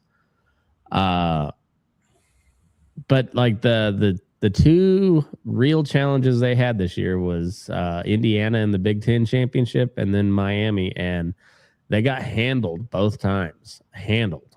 A more talented team both times, and they got handled. So talent's not always best. It damn sure helps. But yeah, Miami went in, handled business 24-14 over the Ohio State, and I kind of love it. I'm no real fan of Miami, but Ohio State fans suck. So yeah, glad to see it. I really like this game from Curt Cignetti. I kind of, after the first quarter, I was honestly expecting some explosive from Jalen Milroe, and they never materialized. I mean, Indiana, it's like those things you used to put a candle out. Yeah. That's what they did to Alabama the entire game. And they took an Alabama team that played really well in Oklahoma and just made them look silly. Honestly, this Alabama team, that the way Alabama played against Indiana, you might have seen Tulane do better. You might have seen Texas Tech do better than the way Alabama played. Everything Alabama did, Indiana had an answer for. Yep. And I think it's funny because, Alabama was Nick Saban's team. And if you look at the quarterfinal or the semifinals right now, every team that's made the Final Four in the playoff are Saban coaches. Yep. All from the Saban coaching tree. They've all been Saban assistants at some point in their careers. And to watch a Saban assistant dismantle with prejudice Alabama. Yep. I don't know. I think Curt Cignetti got crossed off the Christmas card list after that, because Probably so. I think Miss Terry was just like, I'm done. Nope, so sorry. Look how mad you done made Mr. Saban. This Indiana team, I think, is the best team in college football by far. They're the best. I think so too. Just dog walked Alabama. No one dog walked Alabama this season. Mm-mm. Not even Florida State or Georgia. No, and Georgia beat them pretty handily in the SEC championship, and it was not a dog walk the way Indiana took them for a stroll. Yeah, it was impressive, complete football. Yep, they utter domination from Indiana, and then that was a great game. Ole Miss Georgia. It was a great game. Fantastic performance by Ole Miss. I mean, it was a good game by Georgia too, but not enough. When I say it was not as close as it appeared. Georgia never seemed like they were in control. No, even when they were up, points, but it never felt like they were in control.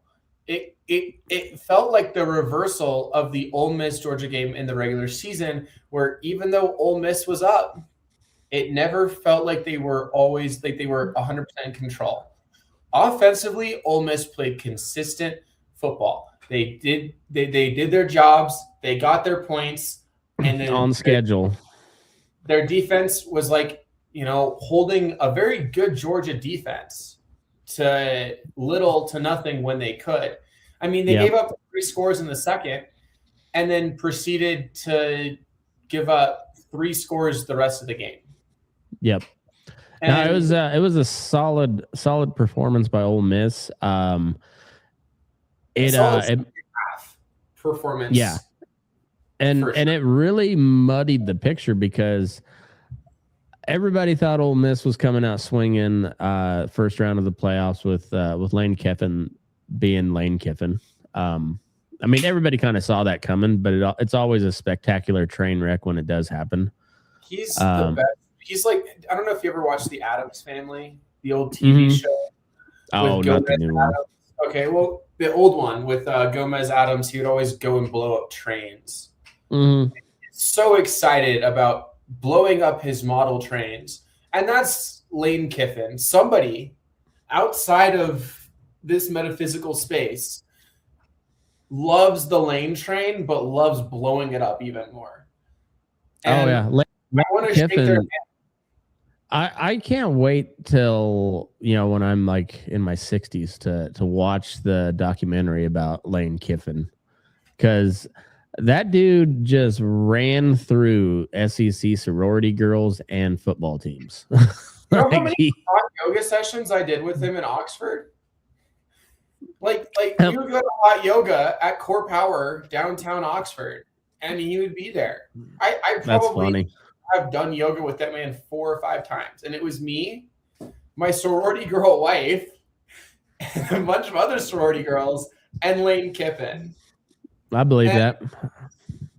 That man, I don't know. I think it's interesting that we didn't see it coming, despite the fact that Tennessee fans warned us, USC fans warned us, Alabama fans warned us, Ole Miss fans were Kiffin's people were like, yeah, he doesn't know, and we're seeing Kiffin just bought a house in Baton Rouge, and we're like, okay, and what do you mean? You don't leave Oxford for Baton Rouge. Also, people are talking about Kiffin leaving for another job, a better job. I don't see LSU in the fucking playoffs, Lane. I see an Ole Miss team with 2 wins, one over the SEC champ, avenging their only loss of the season, your loss. I see a team that's 2-0 in a playoffs that you never won. You've never won a game in the playoffs. Pete Golding is 2-0. And Pete Golding is 2-0 against a team that beat you this season. Yep. And LSU is dysfunctional. They are consistently dysfunctional. outside of the Ed Orgeron era, they have not been a consistently functional top 25 SEC team in the past 10 years. No, they had the run with the Mad Hatter. What was his name? Before, yeah, but Les Miles, and then Ed Orgeron, and then. But yeah, Les Miles wasn't as like I mean Ed Orgeron on. We have not Brian Kelly, huge miss. I mean, when that guy sucks so hard. Celebrating the fact that you're new when the old fans are celebrating that their coach is gone, you might have made a mistake. And that was Brian Kelly. I don't know wherever he's at now. R.I.P. I don't know. Yeah, I don't know where he's at. But then I guess to round up the quarterfinals, Oregon over Texas Tech. I actually did not watch any Texas Tech games this year. I watched a couple. They were, from what I understood, they were pretty good. They did not Texas, and not in a good way. They did not show up. Yeah, and they got the bye, number 4 seed, and then just got rolled by Oregon. But yeah, Oregon's a good football team. They have been for a long time. But then it felt like they gave up. I mean, like they were down 13-0 going into the 4th. Yeah, and they just showed no life. Rolled over. They had there was a chance. They had the most explosive offense in the playoff up until this point. They had one of the most explosive offenses outside of North Texas in the country, and yet they couldn't come up with anything. And what's not really a thing that their one loss came on the road at Arizona State when their quarterback was out with an injury. Okay, well, their quarterback was healthy this game. They had not healthy enough. Solid roster. And you're telling me they couldn't muster a field goal against Oregon? And this is not a bad Oregon team. No. But this is an Oregon team that does have some holes. They did give up 34 to JMU, and that's not saying anything against JMU, but they gave up 34. To anybody, 34 is a lot, even if you drop 50. To not put up a single point against a team that had just given up 34 tells me that this offense was a facade the whole season. And it was not good. It really kind of shows the level of play in the Big 12. Yeah. If this is their best team that they can put forward. And that's not to say Texas Tech was not a good team. But if their team couldn't score a point after receiving a bye, that's like TC. I don't know. Maybe Texas just sucks in the playoff. Maybe they suck, right? You had TCU get blown out by Georgia. Are you saying that Texas is bad at football? I think I am. The state of Texas is bad at football. I think the state of Texas, they should look into like a sport that I think they'd be really good at, like soccer. Like soccer. As a former soccer player myself, I'm a big soccer girl. I think Texas, you guys just lean into soccer, okay? Forget football. Those days are over. Just go play soccer, okay? You guys, I think so. Go play soccer. Nobody really cares. Arch Manning, I think, would make a phenomenal soccer player. He's already a little field fairy, You know who else would be a great soccer player is that kicker at Oklahoma. Short little legs. Yeah. His little like shorts that are. All right. Well, so Thursday we got Miami Ole Miss and the Fiesta Bowl. The line right now, we got Miami, the favorite, 3.5 point spread, over under at 52.5. I like the under. I feel like it's going to be a low scoring affair. I don't think so. You don't think so? How Miami has played high scoring offenses, they've kept them in shootouts. Okay. They've been in shootouts with these guys. They have not defensively held them at all. The defense, when you have a team like this, like how they played Ohio State this season was not an explosive, high-scoring, high-flying offense. They were a dirty, in the trenches, efficient offense. Okay. I mean, Miami lost to like Notre Dame. They put up 27 against Notre Dame. That's not saying that Notre Dame is a bad defense, but like that's as much as Miami could score. Miami, the most points they've put up this season, I think, was 49 against USF. And that was a ranked win against USF. But South Florida's defense was kind of consistently porous. Against Florida State, they only put up 28. Like against these really high-flying schools, they didn't really do much. Defensively is where Miami is going to have to beat Ole Miss, and I don't think Miami has played a single team, looking at their schedule, who remotely has any offensive prowess the way Ole Miss does. I think right now Ole Miss is the second best offense left on the board. I think they are the best point-scoring offense, but I don't think they're the best offense. I think they can score points better than Indiana, but Indiana can run the offense a little bit. They can play the game a little Indiana's bit. a wagon, I think. I think you could be right on that, but looking at 30, and Ole Miss is going to put up 45, and they're going to put up 45 early. They're going to put up. I think I can see Ole Miss having a 30-point first half and being held to 2 scores in the second. I can see them 4 touchdowns and a field goal, 31 in the first, and being held to 2 touchdowns in the second half. And that's all they need, because they can just outrace Miami just that much. Carson Beck, people are really high on Carson Beck. Carson Beck is not the reason Miami has been winning. Miami's been winning because of their defense. Ole Miss defensive line in particular has been outstanding, and that's where I'm leaning. Just the way that Miami has won their games has been in the trenches. You're right. I like where your mind's at with the defensive line, but can Miami contain Trinidad Chambliss? That's because Georgia is also another question. team with a phenomenal defensive line. Yeah, and they were true. unable to contain Trinidad Chambliss. And if it comes to a shootout, I guess long story short, I like Ole Miss to cover the 3.5 for sure. I'll probably take a flyer on them to win outright.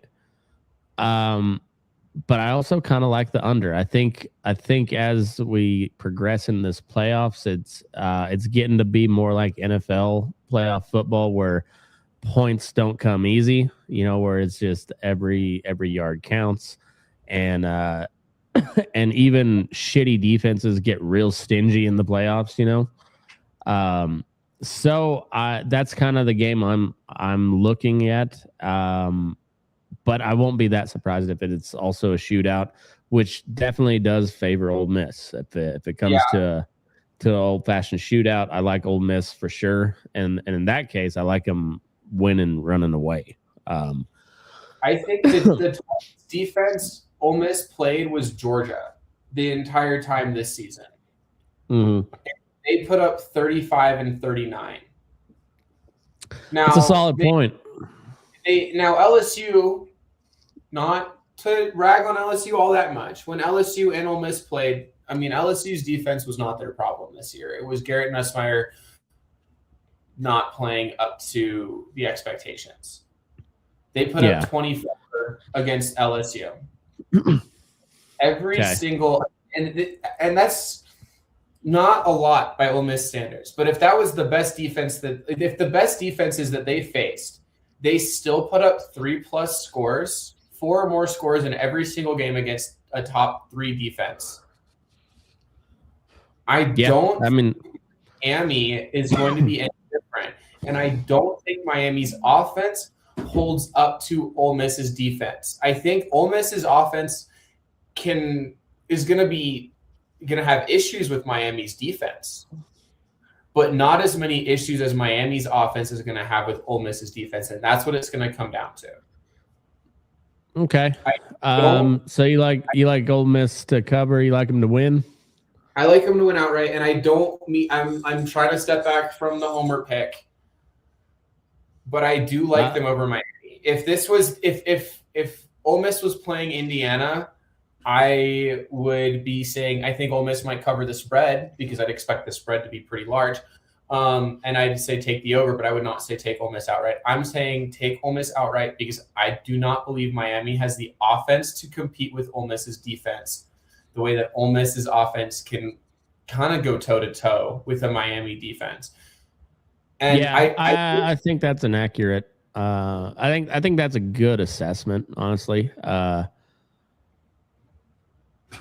Yeah, and but I think we're seeing like a change of style of college football play with the longer season and the playoffs, where it's the game slows down a little. I mean, like the pace of the game slows down as the season wears on.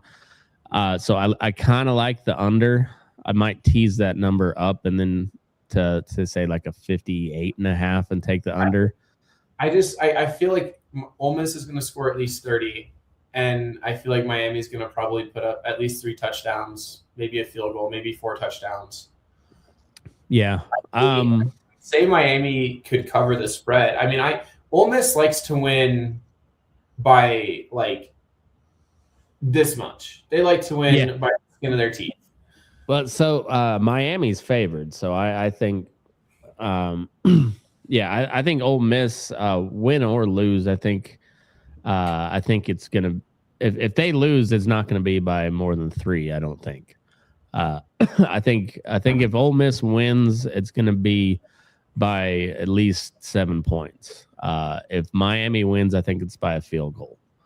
But I like Ole Miss in this game, and I'm thinking it's somewhere like a 24-10, 24-17 type of game.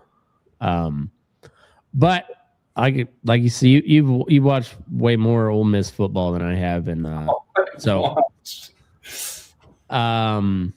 now Oregon, Indiana. I'm very intrigued by this game because it's a matchup. Indiana beat Oregon in Eugene earlier this season. The one loss on Oregon's record is to Indiana. I think it was like a 10-point win. It was a let's see if I can find it. Oh, it was 30-20. 30-20. But that was in Eugene, notoriously tough place to play. One of the biggest home field advantages in all of college football is Eugene, the Duck Pond in Eugene, Oregon, and to go in and beat them by 10, like that's doing something there. That's a big win. Now you're meeting them back in the semifinal. Right now they've got Indiana 3.5-point favorite, over under at 47.5. I got no clue on the spread. I mean, not the spread, on the total points. I don't know how this game's going to go because Indiana can win however you want it. That's my thing. Indiana can win defensively or offensively. Oregon against good defenses struggled to put up points. Yeah, they beat a great. I mean, this is for Big Ten. Iowa had one of their best defensive seasons. Yeah, in a long time, and that's saying a lot. They only put up 18 against Iowa. Against against a Texas Tech team who's normally offensively very point forward, shootout wise, and they have a good defense and they've held their opponents. Oregon only put up 23. Yeah. When you're holding a team to 0, when you shut out a team and you only put up 23, that speaks to the other team's defense a lot more than it, and it speaks negatively of your offense. Yeah. And Indiana is one of those teams that can win ugly, it can win pretty, but it's going to win soundly. And they beat Iowa in a classic Iowa football matchup, which is, you know, that Iowa's the Pittsburgh Steelers of college football. Yeah, and not the uglier and nastier it is, the more they like it. 20-15 versus 18-16 are the head-to-head matchups against Iowa. Oregon winning by 2 and Indiana winning by 5. I think Dan Lanning is going to keep this close. I think we're going to see a much closer game, but I think this is going to be a little bit more offensive. I'm kind of thinking that too, because like Oregon's got a good defense for sure. They learned how to play ball in the Big Ten. Like they fit in pretty well in the Big Ten. That was one I wasn't real for sure about. Minus geography aside. But Kurt Cignetti has got something going there in Indiana. Like that team looks really fucking good. Like they look really good. I think Oregon, I think they keep it close. 3.5 is probably about right. This is probably a field goal game. Maybe a touchdown game.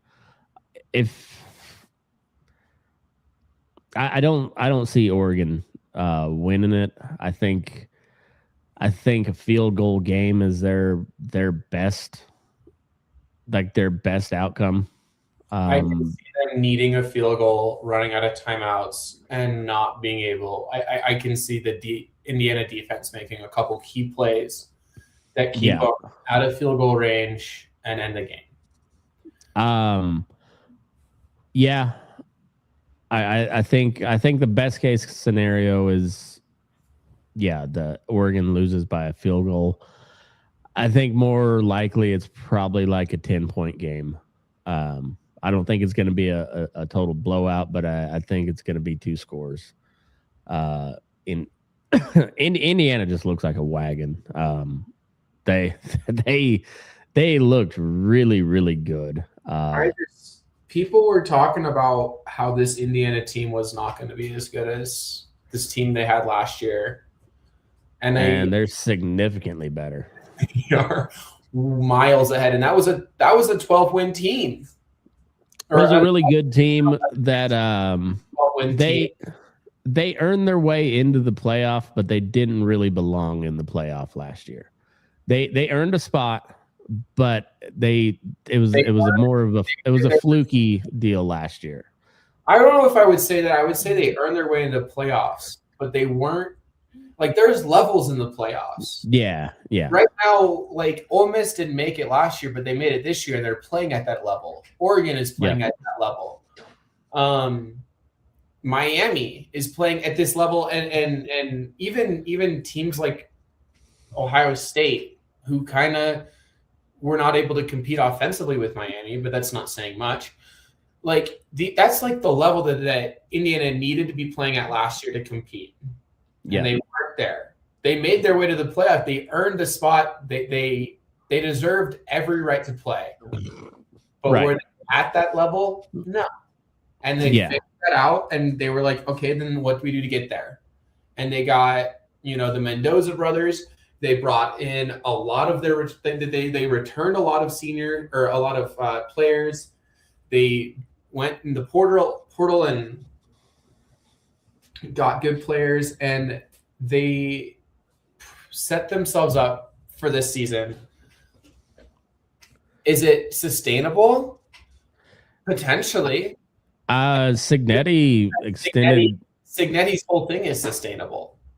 Yeah, and he just signed an extension to stay. So, like, he was like the first guy on everybody's lips. Like, as he, before he signed, like, is he gonna be, headed to Penn State or one of the other? No, he signed. He's like, no, I'm here, and That's huge for Indiana because Indiana was consistently a terrible football team, but they're a blue blood in basketball. Like they have like blue, they are a blue blood just in a different sport. Now like with a season like this, they could legit become a blue blood and become a dominant force in the Big Ten on the football side. I mean, they might be like the next Alabama dynasty. They could. Where you have this consistent, who's going to be in the playoff? Well, you've got Indiana. They're going to make it the same way Alabama is always in that conversation. Indiana might replace them. Yep.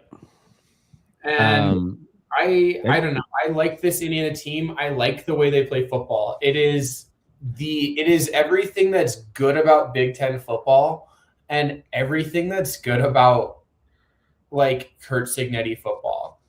This is not the same style of play he coached at JMU. This is like that smash mouth run game, but he still has got these passing, like the heavy pass focus, but they spread it around. Yeah. And they're going deep, they're going mid, they're going short. They're using all parts of the field, whether it's a run or a pass. And those are the kinds of teams that win championships, and that's the kind of culture that continues to win championships. Well, and they're also undersized compared to a lot of the Big Ten. Like they're still big boys, but for a Big Ten team, they're on the smaller side. So they've adapted. They still play a power game, but it's very dynamic. And it's quick. It's quick. And no, I was really impressed with the way they handled Alabama. I mean, it was that was an absolute beatdown, and I was impressed when the way they handled Ohio State in the Big Ten championship. I was like, okay, these guys this is a real football team, and then when they just dismantled Alabama, okay, I don't know who beats them. I really don't. Oregon, I think they can, if they're really on their game, they can maybe get it to overtime and kind of squeak something out. But I think that's highly unlikely, and I think Indiana handles business the way they have been. I think they come out, they play a violent style of football, and it's a lot of fun to watch. Yeah. Their one other game in an indoor stadium, that was the Big Ten championship in Indianapolis, where they won a defensive shootout against arguably the best defense this season in the Big Ten, or maybe the second best if you look at Iowa, but in Ohio State. Yeah. I think this is it's going to be a game I can see Oregon putting up 23-27, like keeping it close, but I think Indiana is going to find some rhythm in the second half and pull away. Yeah, I think so too. I don't think Oregon is going to cover the spread.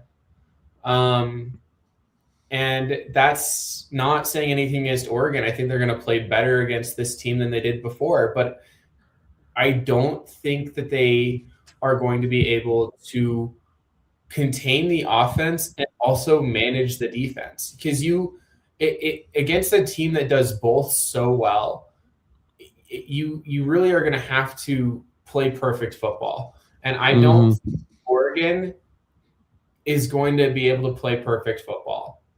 And I don't think so either. Damn close the first time they played Indiana, and they still gave up 3. And this is an Indiana team that is kind of in their element at this point. They're in their bag. They've worked to get to this point, and they're running on all cylinders. Yeah, and they've been hot all year, but they really got hot these last couple weeks, and like statement wins. It was a statement win against Ohio State. That was, and even more so against Alabama. That was the get the fuck out of my playoff bracket. I'm moving on. That's like, you're not even worth my time here. Get the fuck out type of win. Ohio State was like, no, we belong here. We belong here, and we're going to show you. But it was like it was almost disrespectful what they did to Alabama, and I love it. It's just, it's like, get the fuck out. 38-3. Yeah, get the fuck out. I'm a big fan of Alabama getting manhandled. And, we talk about Alabama's defense being like a key aspect to their wins this season. They didn't have it against Indiana. Oregon's defense has been a key aspect. They have not been this offensive juggernaut. No, not typically that you see come out of Oregon. They are a defense first team. Like they adjusted to the Big Ten dramatically. Yeah. And they did it very well. But similar to the matchup between Ole Miss and Miami, I don't think Oregon's defense can handle Indiana's offense the way Indiana's defense can handle Oregon's offense. I think on both sides of the ball, and Oregon is going to put up a fight. And Indiana's going to have a hard cut out for them. But there is more room for error from Indiana than there is from Oregon. Oregon has to play near perfect football the same way Miami does, at least offensively, in order to keep up and to keep their chances alive. No, I think that's absolutely correct. Indiana's the best shot we've had ever at a 16-0 season since, and a perfect season like that, because we haven't had 16 games in a season since, like, I don't know, like whenever fucking Yale or Princeton did it back in the 20s. But like when they played each other 3 times. Yeah, but like I genuinely believe this Indiana team might be one of the best ever. And it's because they're so dynamic, and it's because they can adapt to so many different play styles. They can play smash mouth football with Iowa and Wisconsin and Ohio State, and then they can go win shootouts. Oh yeah, and then they and with convincingly too. Yeah, and like they've got real track speed. It's like those, we were talking about that earlier. They're like those big guys who play running back or whatever, and then they can still go run like a 10 to 100 meter dash. Yeah. They can't run much further than 100 meters, but they're going to so much faster in that 100 than you are, that it's going to look like they were running a completely different race. Yeah. No, they're Indiana's just playing on another level, and Oregon's got 1 loss this year. They're going to have 2, and it's going to be the same team. And I think they know it, but it's going to be a good game. I'm looking forward to it. But I'm hoping for Indiana Ole Miss. I'm actually okay with any combination of these 4. This is of the past playoffs that we've had. I know my team's in it, but I wouldn't be mad at a single one of these teams winning. I've got no team in this fight, but I'm okay with any of the possible matchups. It's good for college football to have a team like Miami be good. Like it's you need those teams. It's what makes college football. But I'm really intrigued by this Indiana team. Oregon's kind of like the Josh Allen of college football. Like they're always almost there. They're always almost there. They just can't do it. And then Ole Miss is kind of a Cinderella story. Particularly, they lost their head coach, arguably one of the best coaches in college football. They arguably would have been a kind of a Cinderella story with Lane Kiffin. Then you have Lane Kiffin up and gone. They're definitely and now they got 2 wins under their belt in the playoff. Okay, they got just as good a chance as anybody to win this thing. And the Lane thing has just hadn't affected them.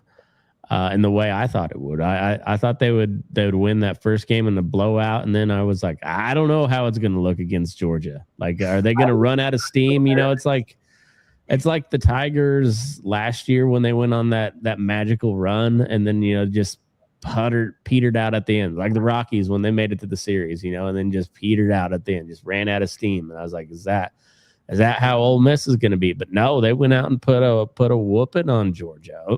Okay, well, it gets easier from here because Georgia's a better team than Miami, I think. So yeah, and that's my biggest thing is that Georgia's a better team offensively and defensively than Miami. Yeah. And Miami, I think in terms of defense, it's Indiana, Miami, Oregon, Ole Miss. And they are all very close in terms of defense. Yeah. But I would probably put Georgia over Miami and Oregon in terms of defense, if not over. I think so. And to look at Ole Miss being able to play under pressure against a team that had already beat them despite them leading by 2 scores in the second half. Like, to have the composure to have that really solid veteran leadership from someone like Trinidad Chambliss. And I think this is the best Ole Miss team ever. They like to talk about it. We claim a national title in the 60s. But this, I think, is the best Ole Miss team ever. This is better than their 2014 team that beat Alabama. This is better than Eli Manning's teams ever were. This is a great Miami team, but it's not the best Miami team ever. Oh, not even close. Beck is not even in the top 5 Miami quarterbacks ever. No, Miami's a good team. They've been impressive in the playoffs this far, for sure. I really like this Miami team, and I do think that speaks more to the legacy at Miami than it does to disparage it. I think this Miami team is 12-2. They're in the semifinals for the playoffs. They've beaten. I think they've got a legit coach down there in Cristobal. I was not high on Mario Cristobal. He struggled in the clutch and has kind of shown that, hey, we figured it out. He might be a guy, I think he's a pretty good coach. I think it's going to be Ole Miss, Indiana, but I won't be surprised. I'd be surprised if Oregon squeaks it out. I would be surprised at that. And that's no shade to Oregon. I just think Indiana is clearly the best team in the country. I won't be surprised either way. I think Ole Miss pulls it off, but I won't be surprised if it turns into a real ugly game, like low scoring. I think that far favors Miami. Without a doubt. If Miami's defense figures out Ole Miss's offense, it's a different ball game. It's a completely different ball game. I don't know if they pull it off, but it definitely favors Miami if it's a low scoring affair. And Miami has to come out of the gate expecting to get punched in the mouth.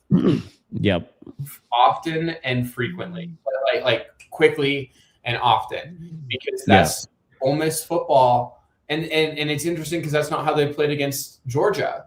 But when going up against these strong defenses, and I think against Georgia they played slow because they knew consistency was going.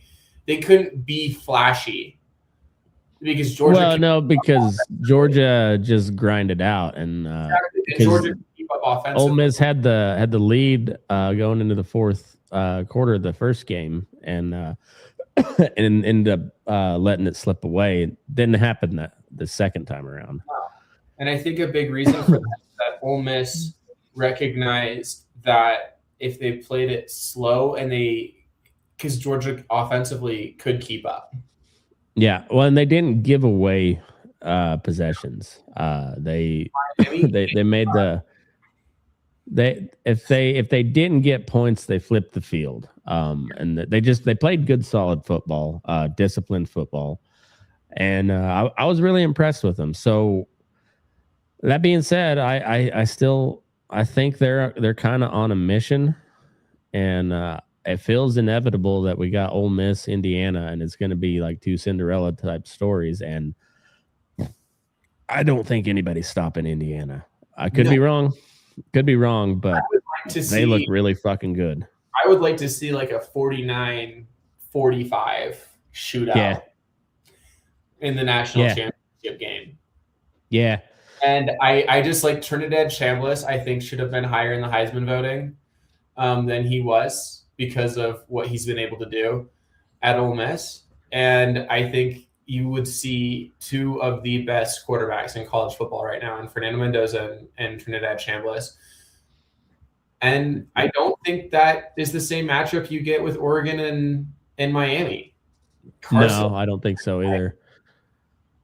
And I don't know. I'm excited for this week because we've got two great games where there's so many things that could go right for all these teams, and there's so many things that can go wrong.